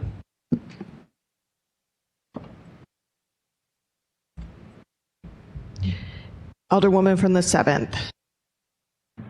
Thank you, Madam President, members of the board. I have given some commentary already, so I want to keep this brief, but I did want to respond to some of the things that were said earlier. Something that I hope that all of my constituents, and honestly all of city residents, because when we pass policies, they don't pass for one ward, they pass for the entire city. And all of my colleagues here, I hope that everyone can hold me accountable. Something I really believe strongly in is you as a legislator and someone who represents a community, I don't keep a tally of you voted this way on that bill, so I'm going to vote this way on your bill. When legislation comes in front of me, I really do my best to look at what's in front of me and figure out what is the best thing that I think is for people. And so we could have just last week had it out really bad right here on the floor. And if you filed something that I thought was good for people, I would fight with you and do what I could to get it done, because that's the type of leadership that I think our city deserves. And so, I don't want us to be using votes on other bills as a reason for this. And also, I think that these things are much more connected than we think. I would say that I've learned like the one thing that some people might hate more than shelters is data centers. And so it has created some very, I would say it's given me the opportunity to talk to folks from all different wards, folks from all different backgrounds, to hear different perspectives, to talk to just a number of mirrors and a number of perspectives, and something I've tried my best to do. Again, nobody is perfect, and we all make mistakes. I've certainly had some spirited conversations with folks on this body, but I think it's important. I've actually enjoyed getting to work with the Alderwoman from the First Ward on this. I appreciated her diving in deeply into the details, getting into the nuance. I really have enjoyed, Miriam and the planning staff have just blown me away. I don't know how you guys have the capacity to manage what you have. Folks from MCE, folks from different entities. And I want to highlight folks who are not necessarily, staff is one thing, folks who have an interest in one thing, but this conversation even got so much work from people who are not necessarily getting paid or have a financial benefit from this issue, but have been at the table. Right now in our gallery, there are folks not just from Planning Commission and from staff, but folks who have been vital parts of these conversations, even the contentious conversations that may have happened with different interests, or different groups, whether it was different unions. I appreciated the opportunity that I had to put everybody at a table and have some of these conversations and work it out. I think that is the democratic process. And I think the thing that the city needs in order for us to succeed is we've got to be able to have these conversations. And not only do we have to be able to have these conversations, but I think we should be able to do them respectfully, without personal insults or personal hurdles. I hope nothing I've said makes anyone feel personally attacked. This is about the city of St. Louis, and this is about the trajectory of our city, and this is about my concerns for people and representing what I feel residents have said. I will say I do think in all the things the Board of Aldermen has discussed, this does have on the whole topic, and I know this legislation that's in front of us is one thing, but again, the approval of that major data center, approving that so quickly, and today we're going to have another wait, potentially of another month, to get some regulations on. We shouldn't act like we don't see why people are uneasy. I'm uneasy. I really do feel uneasy not having regulations on the books. I feel uneasy. I've said it before. I've said it in every public hearing. I don't necessarily trust that the Board of Public Service is going to be transparent, is going to share information with us. I don't like the decision that they made to approve that Karen data center. I sent in a letter of support for the appeal. But on this body, I think it's important to hold that this is just a difficult conversation that has a lot of tense. And I think we could do that without painting anyone with a broad brush. I would not say with a broad brush that, like I said, in this conversation is necessarily anti-anything. I think this is a new topic. It is a lot to learn. I do wish that some of us would have maybe dug in a little bit more. I hope now, this is going to be another month. So I hope if folks still have questions, Miriam is available. We know there will be another planning commission. I'll make sure we end it out. I hope folks plan to attend so that whatever these final concerns are, we are. But I just want to make sure it's clear on the record that, one, I definitely don't choose who to work with based on their previous votes. I choose who to work with based on what I think is best for the people in the city that I love.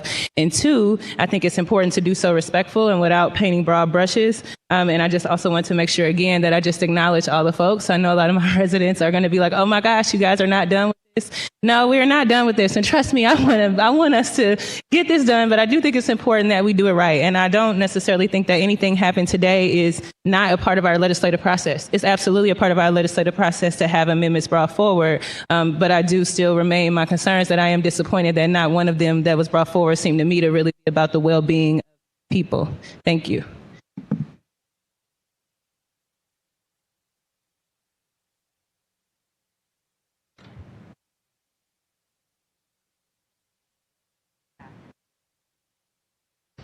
Alderman from the 3rd. Thank you, Madam President. I would just like to add my name as a co-sponsor. Mr. Clerk, please make note of that. So noted. Any further discussion? Any further discussion? Seeing none, then Alderwoman from the 1st, you're recognized to put it on the informal calendar. Thank you, Madam President. Members of the board, please place Board Bill 49 as amended on the floor on the informal calendar. And just for the knowledge of everyone in the gallery, the reason it is going on the informal calendar is because since there were substantial changes, it now has to go back to the Planning Commission.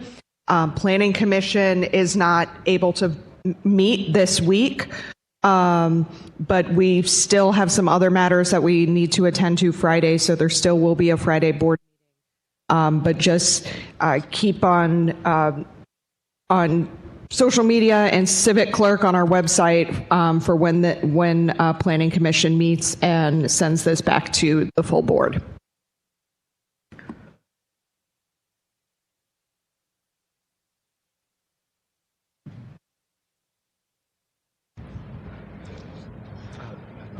$55 still. 55.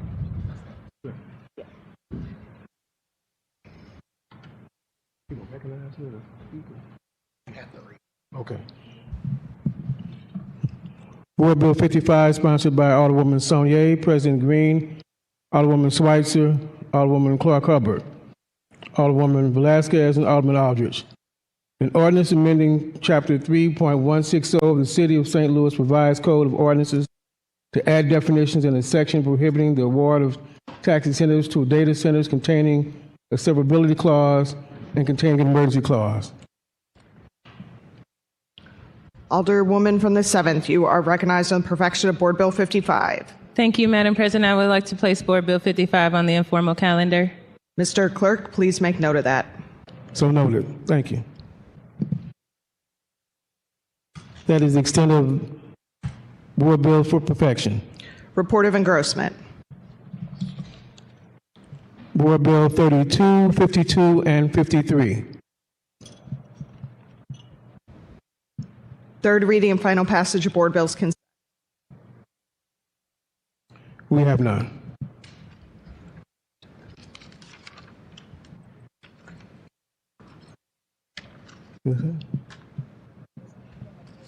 That's the extent of the board bill. That's the extent of the third reading and final passage of Board Bills for consent. Those are they're on regular. Yeah, right. Okay. Third reading and final passage of Board Bills. Board Bill 32, sponsored by Alderman Cone, President Green, and Alderwoman Saunier. An ordinance recommended by the Board of Estimate and Apportionment authorizing the Office of the President of the Board of Aldermen to execute and accept a subaward from the Bloomberg Philanthropies American Sustainable Cities Initiative for the grant purpose of its Youth Climate Action Fund, specifically to activate youth in leadership roles as they participate in climate solutions consistent with the city's sustainability goals, appropriating such funds to the Office of the President of the Board of Aldermen, and authorizing the expenditure of such funds to fulfill the obligations of said grant to the extent such funds are received, and containing an emergency clause. Alderman from the 3rd, you are recognized on Board Bill 32.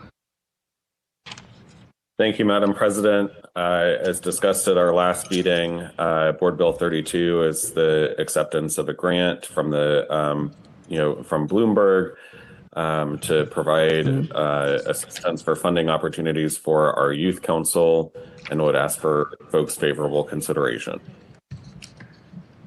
You need to make a motion. Oh, thank you. I move that we finally pass Board Bill 32. It's been moved by the Alderman from the 3rd, seconded by the Alderman from the 4th, that we third read and finally pass Board Bill 32. Is there any further discussion? Alderwoman from the 12th. Madam President, members of the board, I again rise to oppose this bill. I do think this is inappropriate that it goes to the legislative body. I think it's an executive function. And so I will be voting no on the bill. I don't need to go into it any further than that. And I will make sure that I'd ask for a roll call. Any further discussion? Any further discussion? Alderman from the 3rd, you're recognized to close. I renew my motion. It's been moved by the Alderman from the 3rd, seconded by the Alderman from the 4th, that we third read and finally pass Board Bill 32. Madam Clerk, or Mr. Clerk, please call the roll. Alderwoman Schweitzer. Alderman Odenberg. Aye. Alderman Cone. Aye.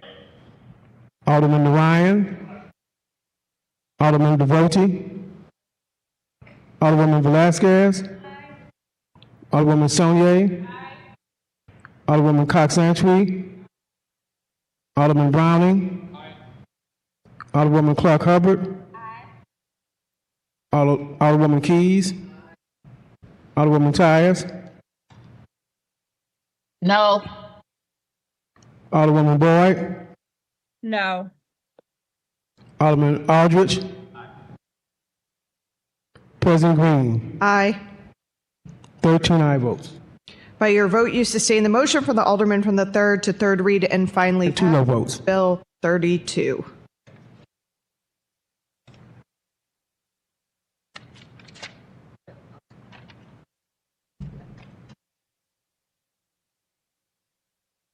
Board Bill 52, sponsored by Alderman Cone, an ordinance pertaining to the transit sales tax imposed pursuant to Section 94.660, as adopted by the voters of the City of St. Louis on August 2nd, 1994, pursuant to the ordinance 63168, creating the City Public Transit Sales Tax Trust Fund, directing the Treasurer of the City of St. Louis to deposit funds received pursuant to said sales tax to City Public Transit Sales Tax Trust Fund, account number 1, appropriating $13,529,900 from said sales tax for the period of July 1, 2026 through June 30th, 2027 to the Bi-State Development Agency for certain purposes and containing a severability and an emergency clause.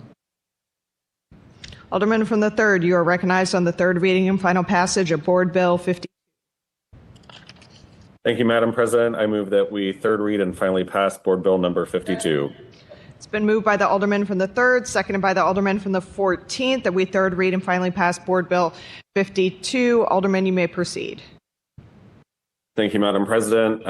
This is one of two bills that are before us today that are related to the transit sales tax. Board Bill 3 is also. I'm sorry. Alderman, you froze for a second. If you could repeat yourself. Okay, this is Board Bill number 52. It's one of two bills related to appropriations over to Metro for the transit sales tax appropriation. So Board Bill 53 coming up next is also related to this. And this is helping to fund our Metro bus operations.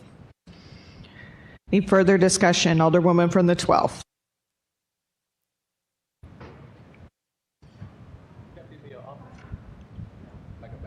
Alderwoman, I think you're muted. Madam President, members of the board, the Alderman from the 3rd would yield. The Alderman from the 3rd yield to questioning from the Alderwoman from the 12th. I will. Alderwoman, you may proceed. Thank you, Alderman. So this money is the money that's used for the bus and MetroLink. Is that correct? That's correct, Alderwoman. Okay, so I feel like we can go back. You and I are just the only ones here that can go back when I came back here in 2013 when I raised a whole bunch of hell about this particular money. John Nations was the CEO and chair at that time. And it was about the fact that I'm the only original member still here that actually voted for Metrolink based on the fact, and this is what I talk about when I talk about the Rams money and stuff, and why I don't trust things. Because the new alderwoman from the 20th voted for this money to go to start Metrolink, and we dug up graves by the out by the airport because we were going to be the North St. Louis. We were going to get part of Metrolink, and we were going to get Metrolink from coming out from UMSL all the way downtown. And we met, and we have a whole route that was planned. It was the north-south route, and other people got Metrolink, but we never did. And when I got up and started talking about it, even the mayor, current mayor at that time, was Francis Slace, tweeted, "Yep, she's right." Stephen Conway was the chair of transportation at that time, and he actually held the bill up because he was there. There was a lot of people there when we first put Metrolink. But here we are 35 years later, haven't put a shovel in the ground. We spent, do you know how much money we spent on that trolley to nowhere down Delmar? Do you ever have an actual account of that? To my recollection, Alderwoman, it was somewhere in the neighborhood of 70 million. Okay, or maybe a little more, because I don't know if does that include the amount that the former mayor, the prior mayor put in, because we might lose some funding if we didn't put that in. Is that included in that amount? Do you know? I don't recall, Alderwoman. Okay, because I heard it was a little bit more, but I was I was outraged because this is what happens about promises to North St. Louis. They just don't happen.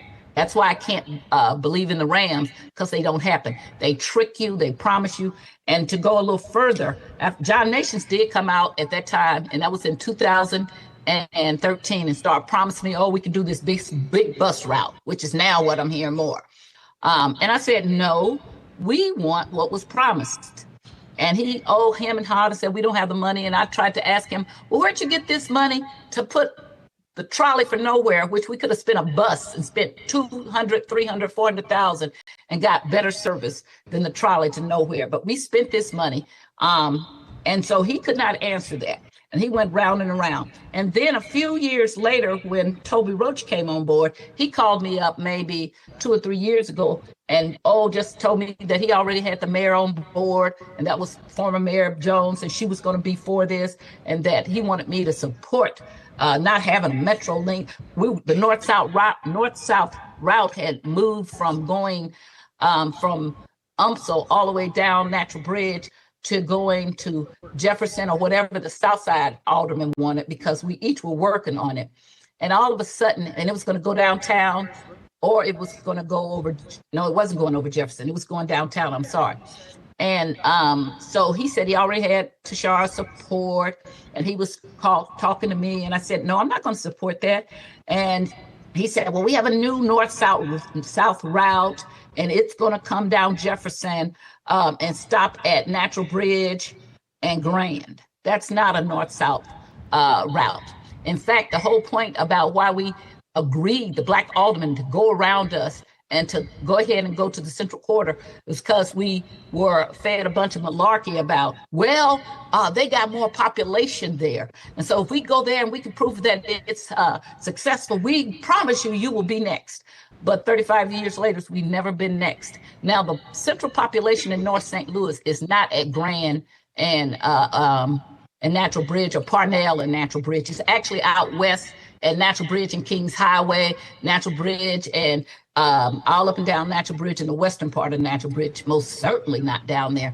But that was what he was proposing to me. And he didn't just propose it to me. He went out to the county and talked to several of the ladies out there. And sure to his word, they had one vote, that was our mayor's vote, that agreed, our former mayor, thank God, that agreed to give that route a chance. Now, of course, in the meantime, we've lost all our money. We still don't have anything. We don't have anything. And we're back to the big bus thing again. And so I want to make sure I just vote no on these two board bills to remind people that they don't keep their words to North St. Louis. And if there's not people like me around to remind them, then people just going about their merry ways and go, oh, that's too bad. And I would tell people in the future, the next young Sharon Tyus, Don't believe them. Anything that they don't give you your money up front is not true. Just like the Rams bill, there's not 180, it's not 120, it's 35 million guaranteed. The rest is a possibility and a probability. And when you look at all our past history, which I will continue to break up, it's not a good possibility. So for that reason, I will be voting no on 52. And I want a roll call on also 53 is because they have not kept their promise. They have not attempted to keep their promise. And not only that, but they wasted money wastefully and put railroad tracks down from the city limits that we paid for, from Delmar, I guess up by City Hall, all the way down to Forest Park and back. The biggest waste of money that I can talk to about a city that is not rich and doesn't have money, and then would do that after they got all the black aldermen to vote for it. And then we dug up the we dug up the graves up by the airport. We did all of this in anticipation that it was going to be our turn, and it's not our turn. And whoever's coming with the big bus route again, nope, that shouldn't be voted yes, because North St. Louis should get it. Metrolink, I don't care if we have to put 50 or 100 millions over and over and over again till we get the route built, because that is ridiculous that a whole section of town does not have Metrolink and have waited 35 years, and we have spent money and wasted money.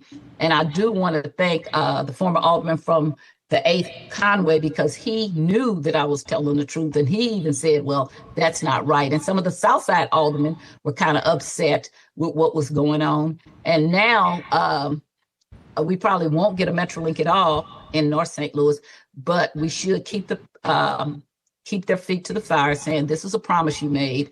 And if you really do keep your promises, then find a way. I don't care if we have to do it a few tracks at a time. Find a way to start laying that track, and find a way for North St. Louis to get Metrolink, because 35 years is way too much. And maybe we'll get a different commander on Pennsylvania Avenue that might believe in public transportation.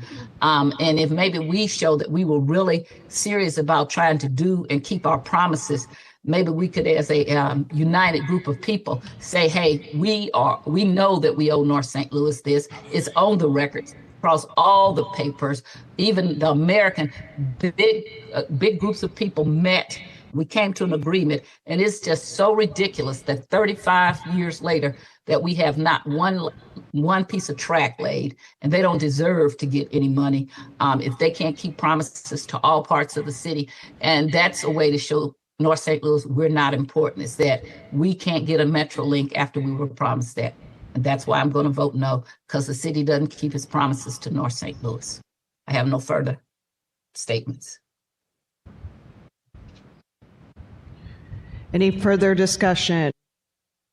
Seeing none, Alderman from the 3rd, you're recognized to close. Thank you, Madam President. I'm sure it doesn't necessarily directly, at least, address the Alderwoman from the 12th's concerns, but these two bills in particular are related to transit-related sales taxes that were passed. This one in particular back in 1994. So it's not related to the economic development tax that was passed for the north-south expansion that we've been discussing the last decade or so at this point. 3 decades. Yeah. Well, this particular Green Line expansion, that was the sales tax that was specifically passed probably, I want to say 7 or 10 years ago. But these were both passed, decades ago, back in this one in particular in 1994. So this would be an appropriation of roughly $13.5 million that would be going over to Metro Bi-State for their existing operations, not for the expansion, and would ask for everyone's favorable consideration. It's been moved by the Alderman from the 3rd, seconded by the Alderman from the 14th, that we third read and finally pass Board Bill 52. Mr. Clerk, please call the roll. Alderwoman Schweitzer. Aye. Alderman Odenberg. Aye. Alderman Cone. Aye. Alderman Narayan. Alderman Devote. Alderwoman Velasquez. Aye. Alderwoman Saunier. Alderwoman Cox Antwi. Alderman Browning. Alderwoman Clark Hubbard. Alderwoman Keys. Alderwoman Tyers. No. Alderwoman Boyd. Aye. Alderman Aldrich. President Green. Aye. 14 ayes, 1 no. By your vote, you sustain the motion of the Alderman from the 3rd to 3rd read and finally pass Board Board Bill 53, sponsored by Alderman Cone, an ordinance pertaining to the transit sales tax imposed pursuant to Section 94.660 as adopted by the voters of the City of St. Louis on November 4th, 1997, pursuant to Ordinance Number 64111, created by the City Public Transit Sales Tax Trust Fund, directing the Treasurer of the City of St. Louis to deposit funds received pursuant to said sales tax to the City Public Transit Sales Tax Fund, Account 2, appropriating $13,529,900 from the said sales tax for the period of July 1st, 2026 through June 30th, 2027 to the Bi-State Development Agency for certain purposes and containing a severability and emergency clause. Alderman from the 3rd, you're recognized on the 3rd reading and final passage of Board Bill 53. Thank you, Madam President. I move that we 3rd read and finally pass Board Bill number 53. It's been moved by the Alderman from the 3rd, seconded by the Alderman from the 4th, that we 3rd read and finally pass Board Bill 53. Alderman, you may proceed. Thank you, Madam President. Board Bill number 53 is the second out of the 2 board bills I was discussing. This is a identical amount of money, same amount of sales tax that we're transferring over to Metro Bi-State Development Agency for existing operations of their routes. And so this is roughly, again, about $13.5 million. This was approved by the voters in 1997, so just a few years after the initial bill. I guess I do want to just reflect a little bit. The Alderwoman from the 12th reminded me of another time where this body really worked. I remember when with Metro Bi-State to address some of the concerns of our constituents. I remember working with the board when I first got elected. I think it might have been my first term. We actually held these bills in order for Metro to start emptying out trash cans along their routes. And so, and actually install trash cans at some of the more major stops that were missing them as well. It was a pretty contentious issue at the time. And for those of you that might not be familiar, when you get onto a bus in the city of St. Louis, you are not allowed to carry, soft drinks or food or things of that nature. And so people are often just, dropping, their styrofoam cups or, what have you on our streets. And so this body at the time held these bills until Metro came up with a plan to address the, trash that was on our streets around particularly those larger bus stops that didn't have trash containers and service. And so, there are some things that we can do to partner with our other governmental agencies to make sure that they're paying attention to our constituents. I've always appreciated Metro being forthcoming in terms of at least showing up and trying to answer those questions and address those concerns. The committee, while I've been on it, has also tried to work with them in terms of having conversations and addressing concerns from our, disability advocates in terms of Call a Ride and other, programs that are offered through Metro. So, always appreciate, the input from not just members of the committee, but members of the public as it comes to how we can improve our services here in the city of St. Louis and, work with our partner agencies to do so as well. And with that, I open it for any discussion. Alderwoman from the 12th. Thank you, Madam President, members of the board. To the Alderman from the third points from last time and this time. First of all, the reason why we had to put those things on a ballot. All the Black aldermen voted for it. At that time, it was a Black alderwoman of the first named Joanne Wayne that was the chair of transportation.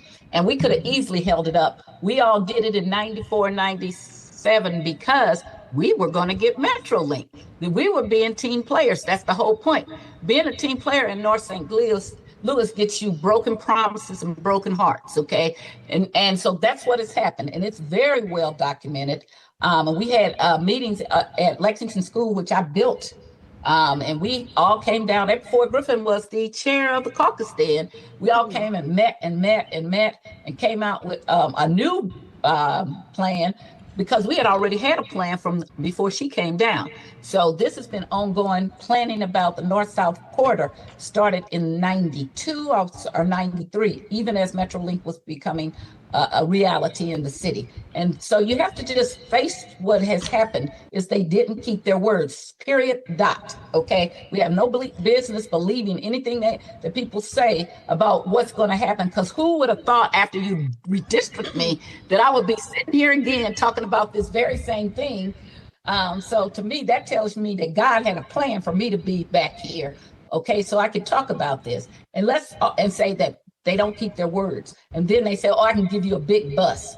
Okay, well then take up all the tracks every place else and give them a bus too. Especially take up the tracks on Del Mar, just a waste of money. I mean, and when you tell me that, and then I see you buy, it's like saying, let them eat cake, okay? Just ridiculous and insulting to a whole part of the city. But let's even talk about the trash cans, which I don't know if you understand this now. They have pushed the trash cans off on other people. Like they look for people who are on the corners and they don't empty the trash cans anymore. We empty the trash cans, or you have to get somebody who's a business to empty the trash cans. And often when they get burnt up or messed up or anything, Metro is horrible. I can show you, I've called in on several of them several times. They set up there, they're overflowing, they're not getting emptied, and they're burnt up or whatever. And so although we had very good intentions, that's why we need to hold their money again. Because the only thing I found, Alderman from the third, that gets their attention is when we hold up things. And then they'll do it for a while, but then they don't do it. So we don't have MetroLink, we don't get trash pickup service. The big bus theory, I guess it's something like the Big Bang Theory. It's good enough for North St. Louis, even though all the promises were made. And what has taught me is if you don't put it in black and white, if it's not a guarantee, like the Rams money, the guarantee of 35, and then they got a possibility of some more and a probability very low based on block grant, based on MetroLink, based on all the promises that I've set through in these 30-something years. And so I don't believe the city anymore, and they don't have any intentions. And most likely nobody will be here to say, hey, you lied to me, and nobody will bring it up. And even if you do, people say, well, we need this money, too bad for you. And that's why anything that we get in North St. Louis has to be upfront or it's not guaranteed. And that's why Rams money, 35 million, not 180, whoever's telling you that. And we're hiring lawyers to do legal opinions about this. And we haven't found a lawyer yet that says that 100 and something that people said we were going to get. That's a shame when one part of a city is treated like that, especially when we did. I don't like sales tax. The people who are on the board serve with me don't like sales taxes, regressive against people. And so this was before we even cleaned it up and took some of the sales tax off of medicine and stuff like that. But we were all in being team players because North St. Louis was going to get MetroLink, and we all agreed on the route. And for us not to have had not any track laid, but to spend any place from 75 million to 100 million on a boondoggle that runs on a good day, maybe once a month, that is just ridiculous. And that is the power of one person over in a community that gets to have more power than a whole community. That doesn't look good for St. Louis. And we don't deserve any more federal money if we can't follow our promises. And we do not deserve to get the money if the current chair, Toby Rauch, tries to, if we ever get money again, I hope he's not there, because he's trying to take it by the soccer stadium. That's why he wants to take it down Jefferson. And that was never the plan. The plan when we had it was so that North and South could meet up downtown, and that every part of the city, downtown, Central Quarter, North and South, would all have MetroLink. And I believe in that because I think that's a good way for people to get to work and whatever. And when you have a whole section of town that's left out, that is not a good look for our city. And that does not speak to, oh, we keep our promises. It's I promise you anything, and then sorry, we're not doing it. And for that reason, again, roll call vote, my vote will be no. Thank you.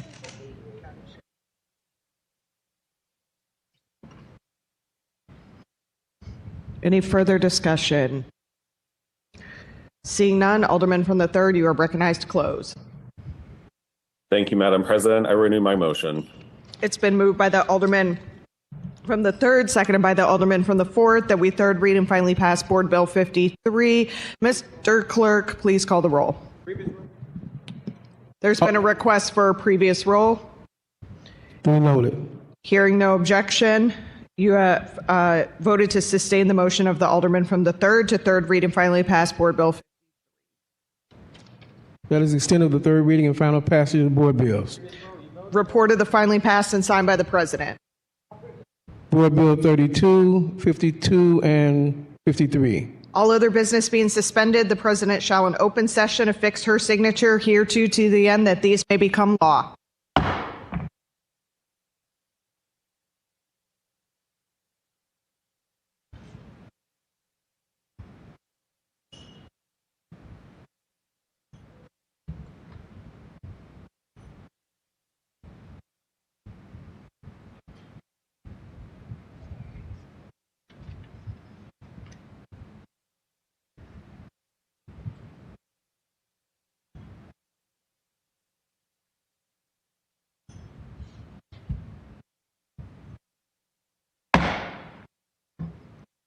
First reading resolutions in reference to committees. Resolution 78, sponsored by Alderwoman Boyd, urging the Board of Education and St. Louis Public Schools to provide additional public engagement, transparency, and coordination with the city's previously adopted educational planning efforts before taking final action on the Future Ready Plan. Alderwoman from the 13th, you're recognized on the first reading resolution 78. Thank you, Madam President and members of the board. I asked for Resolution 78 to be sent to the Health and Human Development Committee. Is there a second? Second. It's been moved by the Alderwoman from the 13th, seconded by the Alderman from the 2nd, that we send Resolution 78 to the Health and Human Development Committee. Is there any discussion? Seeing none, all those in favor signify by saying aye.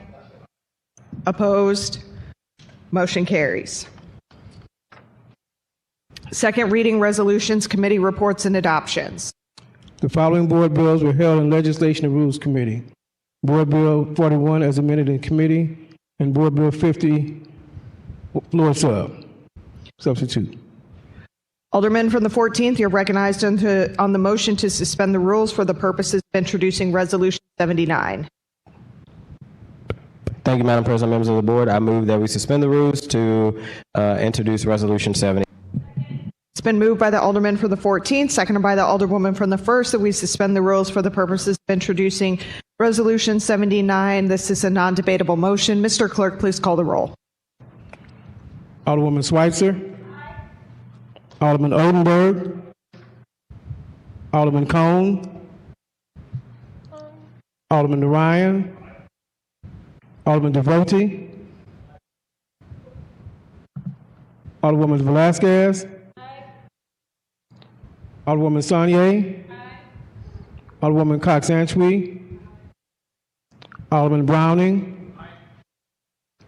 Alderwoman Clark Hubbard. Alderwoman Keys. Alderwoman Tyus. Aye. Alderwoman Boyd. Aye. Alderman Aldrich. Aye. President Green. Aye. Alderman Cone.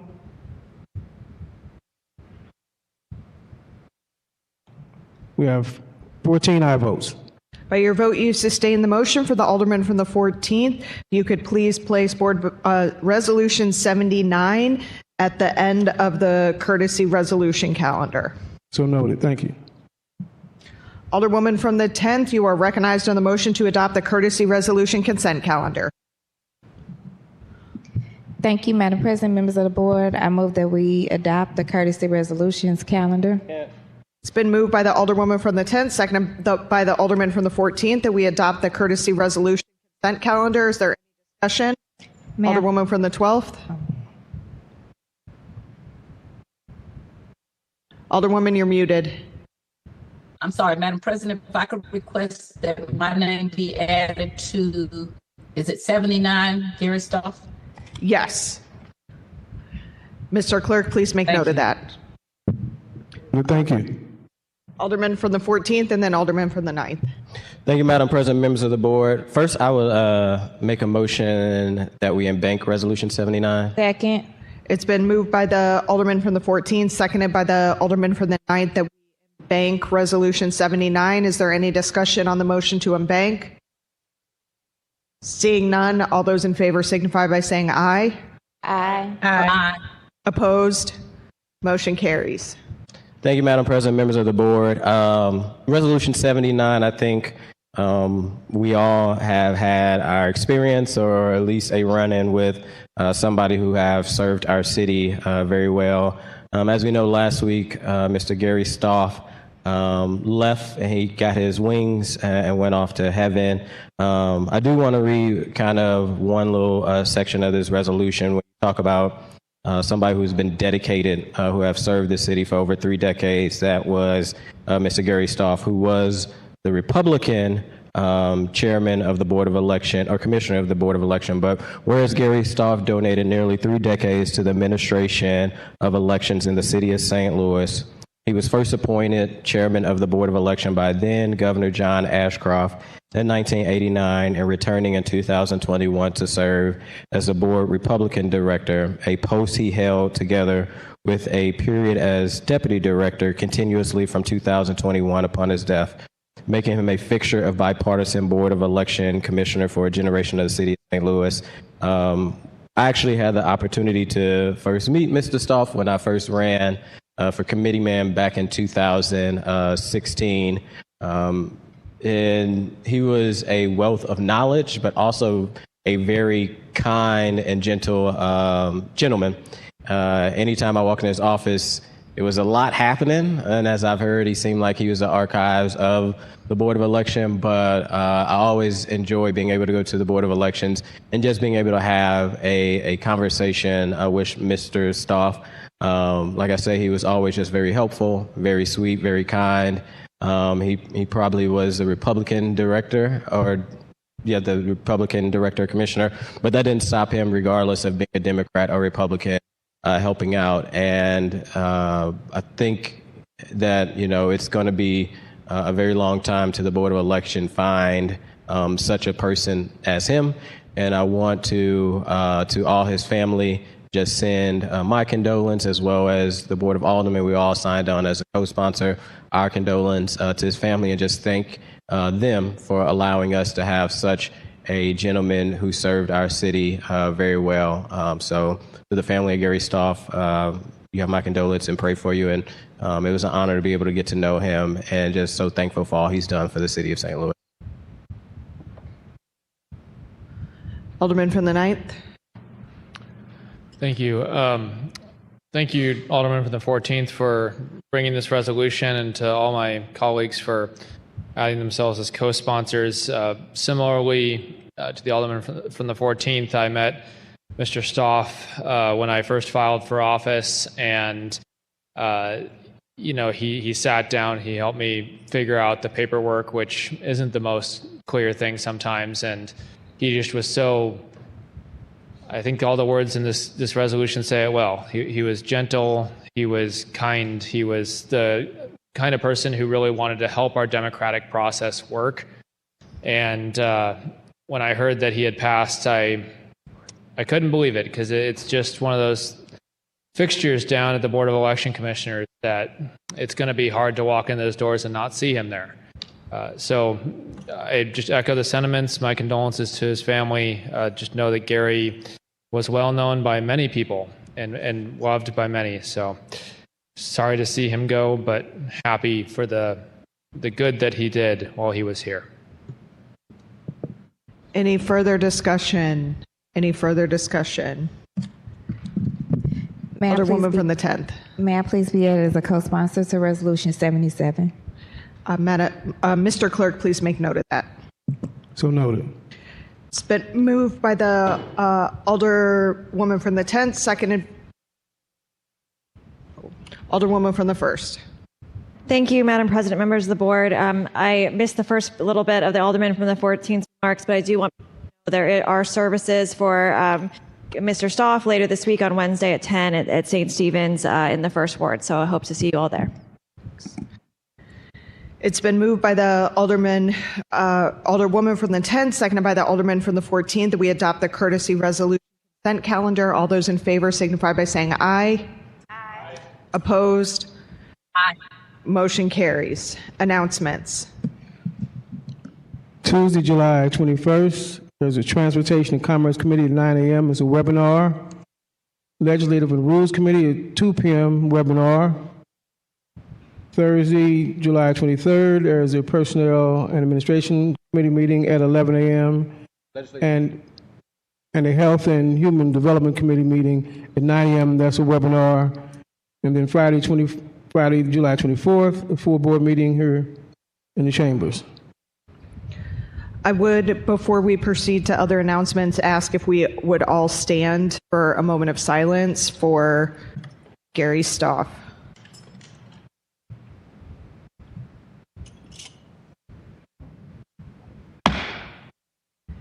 Any further announcements? Any further announcements? Alderman from the 14th. Thank you, Madam President. Members of the board, today is a very special day for a special person who is in the chambers today. Some of us may know her as a former legislative assistant of the 9th Ward. Some may now know her as the policy deputy director for now Mayor Spencer with KC, or I know her as somebody who I tease and she tease back and we both get on each other's nerves. But today is Caitlin Smith's 25th birthday, so if we could give her a happy birthday today. Any further announcements? Alderwoman from the 6th. Thank you, Madam President. I would like to announce a legislation and rules hearing for 2 p.m. on Thursday webinar. Any further discussion or any further announcements? Seeing none, Alderwoman from the 10th, you are recognized on the motion to excuse. Thank you, Madam President, members of the board. All members are present this morning. Alderwoman from the 10th, you are recognized on the motion to adjourn. Thank you, Madam President, members of the board. I move that we adjourn until Friday, July 24th, 2026 at 10 a.m. in the Board of Aldermen chambers. Is there a second? Second. It's been moved by the Alderwoman from the 10th, seconded by the Alderman from the 14th, that we adjourn until Friday, July 24, 2026 in the Board of Aldermen chambers. All those in favor signify by saying aye. Opposed? No. Motion carries. We are all adjourned except for the Alderman from the 14th. Let's get it done. Let's just wait here to plan and meet.